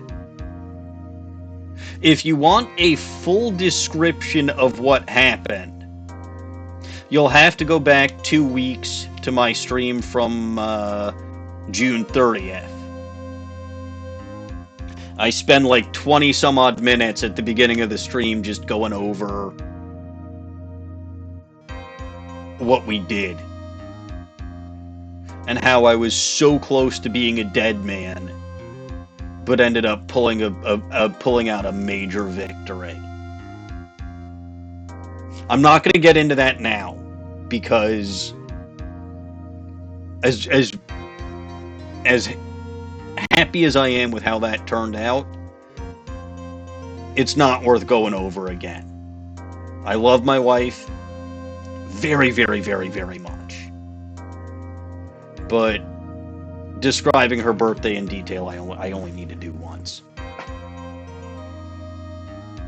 He drew this, so it is something that actually happened. The defense stands firm on this point. Lost-His-Edgeworth, thank you. That settles it then, dearie. I cannot give a verdict under these circumstances. Grr. Grr. Right. I seem to have fulfilled my part in this. It is just as I thought. Franziska von Karma, you make a wonderful partner. Excuse me? There was one reason, and one alone, for me being here. To expose the darkness lurking in this case. I mean, I would hope you love your fiancé. Then again, I would hope that I love my wife. Otherwise, why is my wife? Why is she my wife? But like,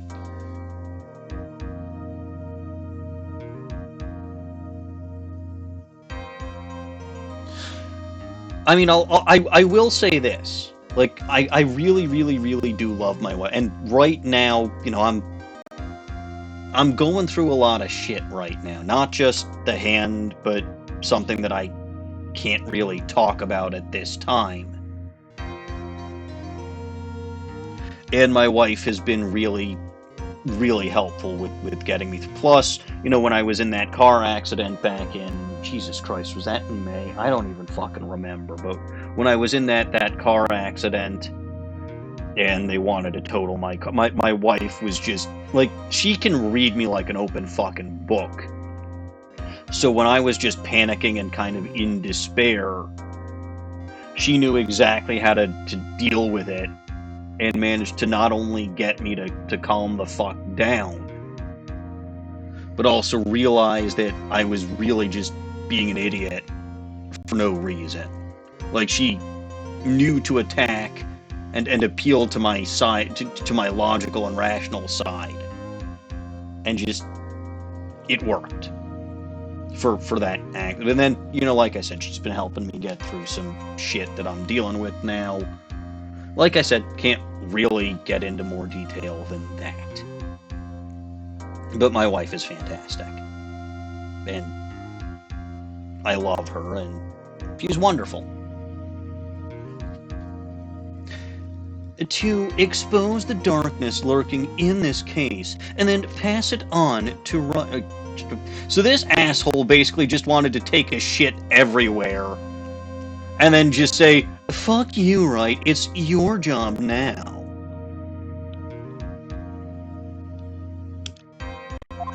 Really? That's what this was all about? You could have just told me that from the very beginning. Then I wouldn't have had Francie. Ouch! Good, we finally do get that 2,000th one. Kilometers Lost-His-Edgeworth. I don't care what you were here to do. This was my chance to finally grind you under my heel. A shame that your chance seems to have slipped you by. Can you change lawyers in the middle? Well, that's a shame. Wow, Franny. So we get 25. Can you actually change lawyers in the middle of a case? Like, is that legal? Like, I get going from Phoenix, Pasta Boy, and Winston Payne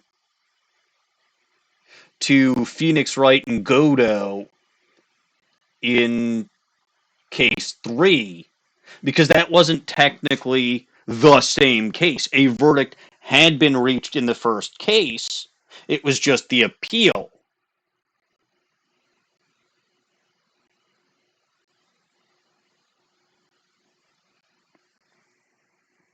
Oh, okay. I guess legally you can. It's never happened before an Ace Attorney, though.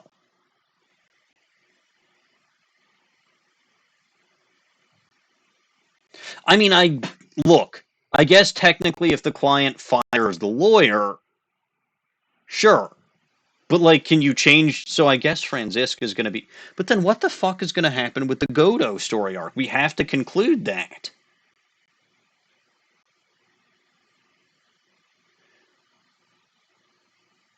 Honestly, I think this whole fucking mess of a first day was just an excuse to bring back Franziska and Lost-His-Edgeworth as cameos in the final game. Or in the final case of the game. This is all your fault. Such a terrible witness. You are an affront to every single legal... Okay, 1, 2, 3, 4, 5, 6, 7, 8...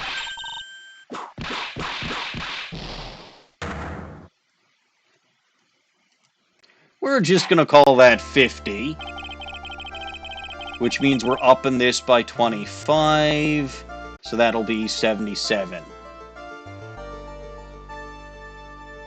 Yeah, that works. Yeah, that works. And it does, in point of fact, look like she also whipped him until he passed out, too. Makes perfect sense to me. I cannot believe that this witness's testimony relates to an actual event there, eh? However, there has to be some sort of answer for the questions it raises then. Have his words here today been the truth or lies, eh? Next time we gather in this courtroom, those are the matters that shall be addressed there, eh? I am counting on thorough investigations by both the defense and the prosecution there. And with this, the rest is up to you, right? ... Court is now adjourned there, eh? To be continued. Oh, thank fucking God we're done.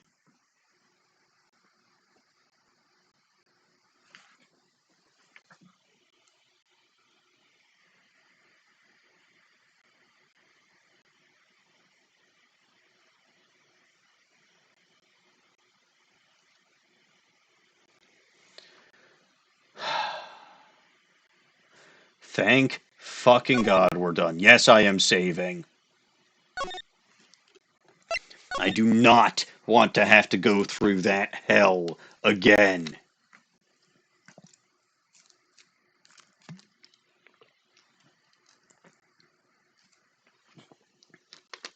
Anyway, I could get started with the second part of the investigation, right, with day 3, an investigation.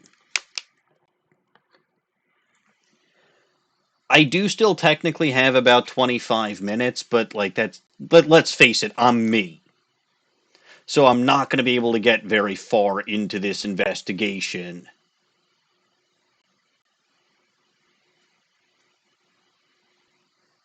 I feel like I just should call it an early night tonight.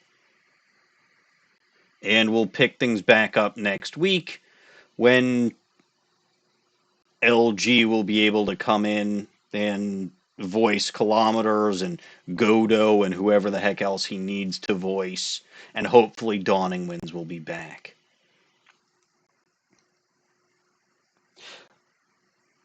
I know I try to do the stupid voices and all this stuff when I'm by myself, but honestly, when I don't have someone in VC with me, it is now I appreciate Twitch chat. You guys were active and very wonderful tonight. I really do appreciate that. But it is a little bit difficult for me to maintain as high level of energy when I don't have people in voice chat with me to bounce off of. I still try to give my best, and I still try to have as the best possible content that I can. And again, I won't not stream just because I figure nobody's gonna be in voice chat with me if I'm still up and available for it. And especially since I like streaming, it's a very good way of stress relief for me, and I need it at this point in time.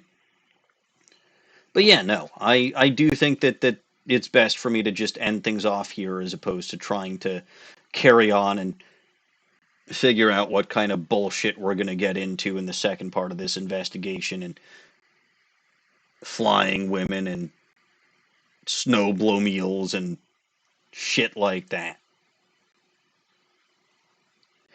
Of course, that is what it is. So, again, I've done enough streams where I go overtime. It's about time I go undertime. And if I keep blabbing my lip and going in circles, it's not going to actually happen. So,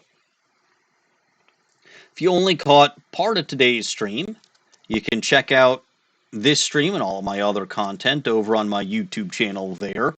So, Hyperion, go to my YouTube channel, go back 2 streams in this series, and you'll hear all about my exploits on my wife's birthday and how I somehow managed to turn a losing situation into a very, very, very good day. If you're watching this on my YouTube channel and want to see me live on my Twitch channel, you can check me out over there. Wow, that was delayed for a little bit. I go live Monday evenings and Wednesday evenings at 7:30 p.m. U.S. Central Time. Monday evenings are Ace Attorney 3. Wednesday evenings are Shadows over Loathing. You can also find me over on the Bulba Garden Twitch channel over there. Man, these Nightbot actions are taking a little bit of time today. They're not basically, well, it's a little concerning. Anyway, I go live there on Sunday mornings at 7:30 a.m. U.S. Central Time. Still doing my Verkackte Fairies Only run of Pokemon Y version, which I hate. I did make it a good chunk through Victory Road last time, so hopefully I'll be done with that shit fairly soon and can go back to Crystal version, which will be nice. And then I got to figure out what I'm going to do after Crystal version, but it's a whole other story for a whole other day. You can also find other excellent streamers on the Bulba Garden Twitch channel, including the Cats fan, although he is on hiatus right now because he just moved. So he's on temporary leave of absence. He won't be streaming there this week. I doubt you'll see him on his channel this week, but when he streams on his channel, it's over there.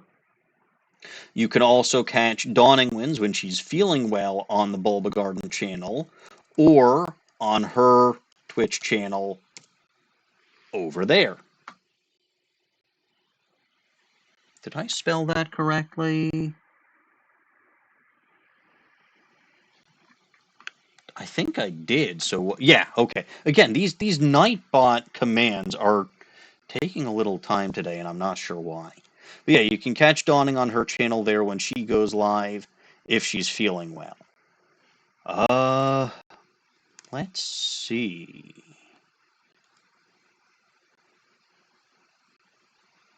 I believe so. Okay. I will be doing something that I don't normally do this evening. I will, in fact, be raiding another channel. Well, okay, I usually do if Caps is streaming, but Caps isn't streaming. The Speed Gamers are currently streaming. They are playing Pokemon Black and White 2. And they are in the middle of a charity event benefiting the St. Jude's Children's Research Hospital. Please stick around for the raid, and if you can, maybe contribute. If you can't, keep them company. As someone who has done charity events myself, although nowhere near on the level or influence of the Speed Gamers, I will tell you firsthand, having people hanging around in chat, especially at odd times of the day, is very important and very helpful. So please stick around for the raid. And, as always, I am Maniacal Engineer, and I'm never going to give you up, never going to let you down. Thank you all for watching, and God bless this mess.